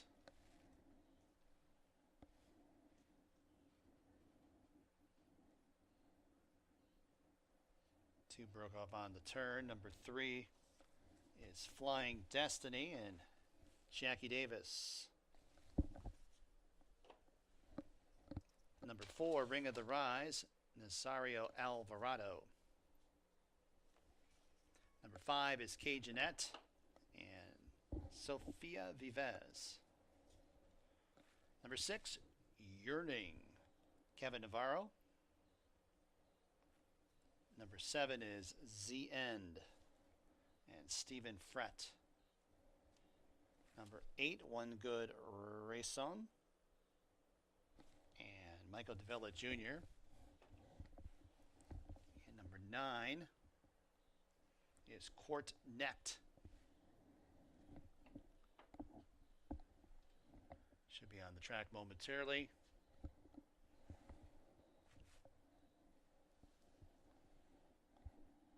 Mission Avenue is already on the turn. There's Mission Avenue with Christian Navarro.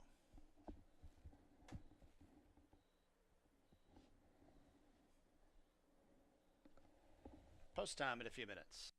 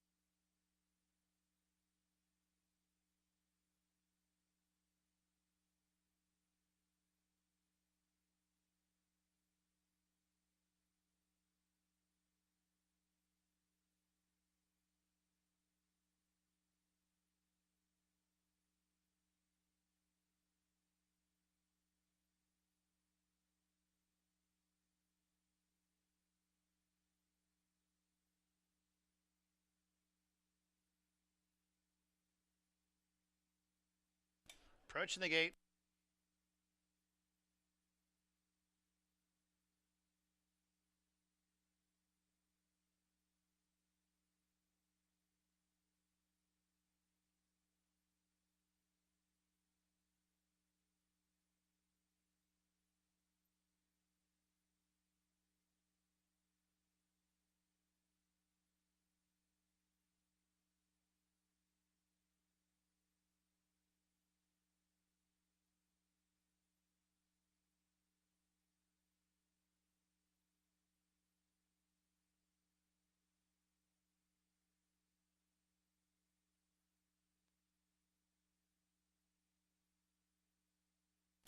And the horses have reached the starting gate for the 9th and final from Finger Lakes.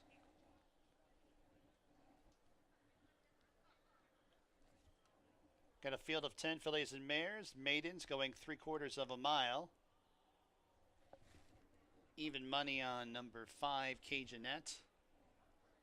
5-2 on the entry of Lippin Law and Dharma.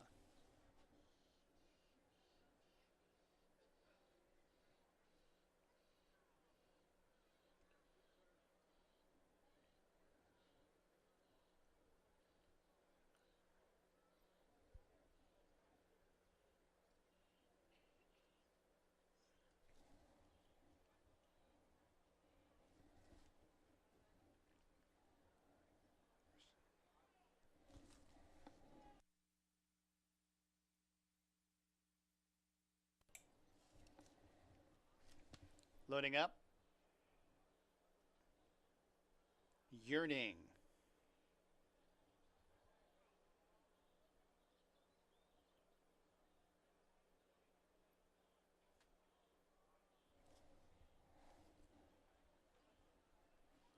Four to 5 on Cajunette, 2-1 on the entry, Lippin Law and Dharma.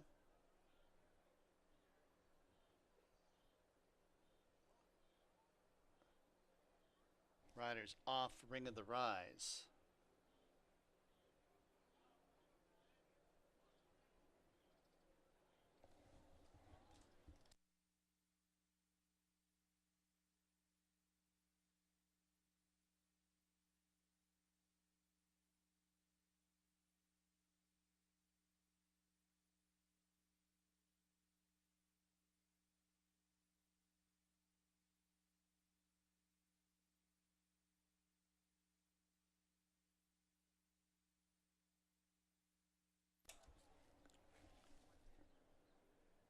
Yearning going up.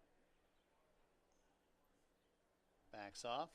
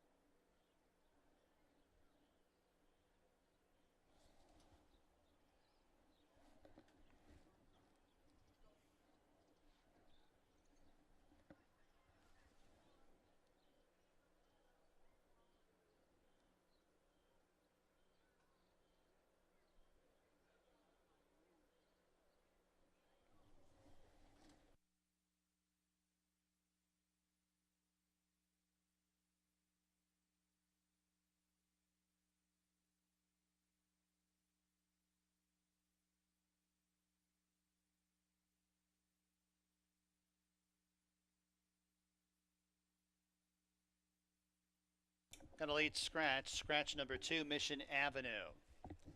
Number 2, Mission Avenue is a late scratch from this 9th race. Scratch number 2, Mission Avenue.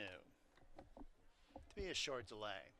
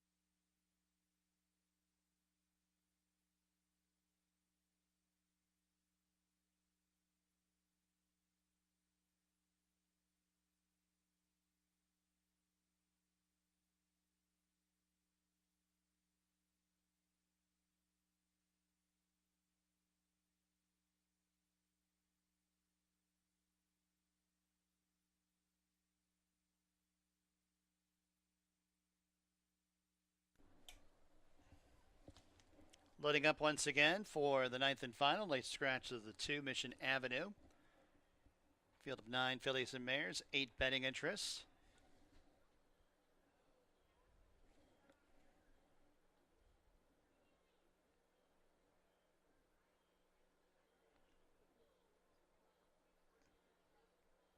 Loading up for the ninth and final.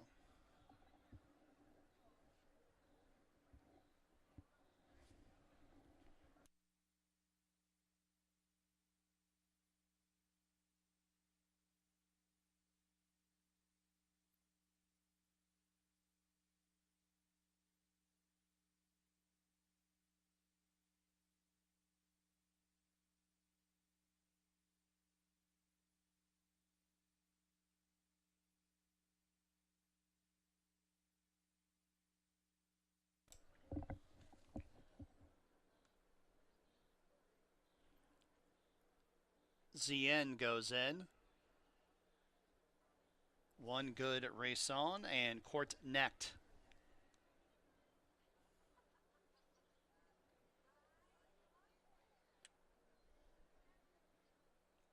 They're all in the gate, and they're off. Sluggish start, Ring of the Rise. It's Cajunette who accelerates out for the front end. Flying Destiny's up the inside. It's Court Necht who's up into second. Fourth place, Lipin Law. Then it's ZN outside in fifth, 4 lengths off the lead. Sixth place, Ring of the Rise is 3 lengths in front of Yearning, who's a length and a half in front of Dharma. And then 4 lengths to One Good Race On, who's at the tail of the field. Entry into the turn as it's Cajunette who has a lead by a length and a half over Court Necht, who's scrubbed a pun for more speed in second. ZN outside third. The Gray Flying Destiny is up the inside, up into a joint second. Fifth place, Lipin Law, and 5.5 lengths off the lead as Court Necht drops back suddenly, and then it's Ring of the Rise is towards the inside and about 8.5 lengths off the lead as they turn into the stretch. It's Cajunette who cuts the corner, but ZN's got her in her sights, and ZN comes challenging for the top spot, and ZN able to get that lead away from Cajunette in mid-stretch and draws clear. It's ZN, a first-time starter. It's going to win at first asking, drawing clear late to win by 3.5. Cajunette second, Lipin Law third, and fourth, Ring of the Rise.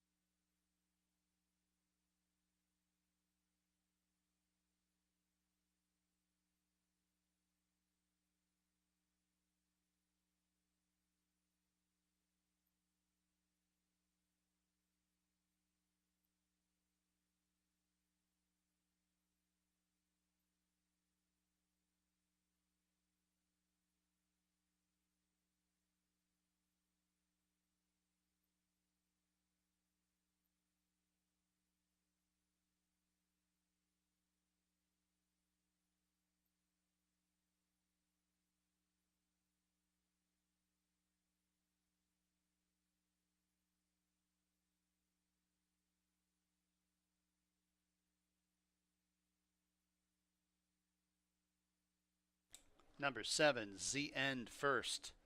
Second, number 5, Cajunette. Third, number 1, Lipin Law. Fourth, number 4, Ring of the Rise.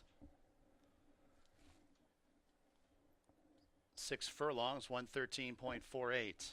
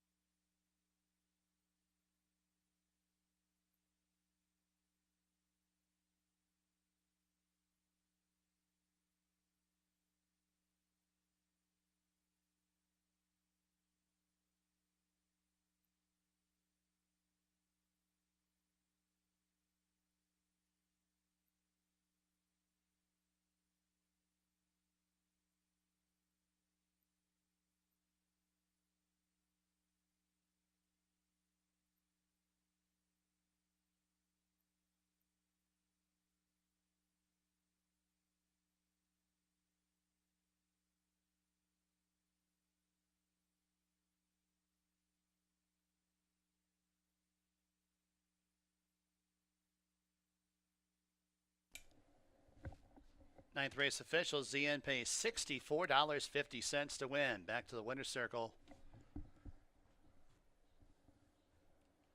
First time starter.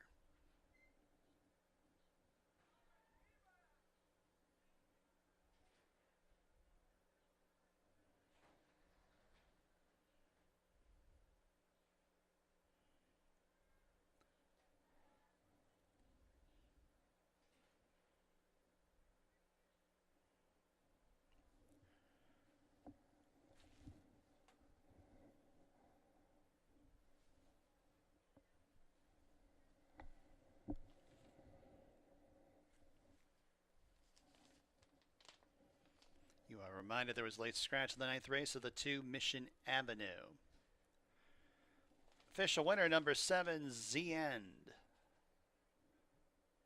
New York bred, 3-year-old Chestnut filly by Weekend Holiday out of Z Smokin' Gal. Deborah Breed and Kyrian Breed, the owners. Deborah Breed, the trainer. Deborah's also the breeder. Stephen Frett, the winning jockey. Double, $100. Consolation double, $350. Exacta, $161.50 try, $89.62. Dime Super, $176.50. Pick 3, $99 for $177 combo. Consolation pick 3, $4.45. Pick 4, $298, and we got a pick 5 carryover. $9,016 and change. That will go into late pick 5 tomorrow here at Finger Lakes.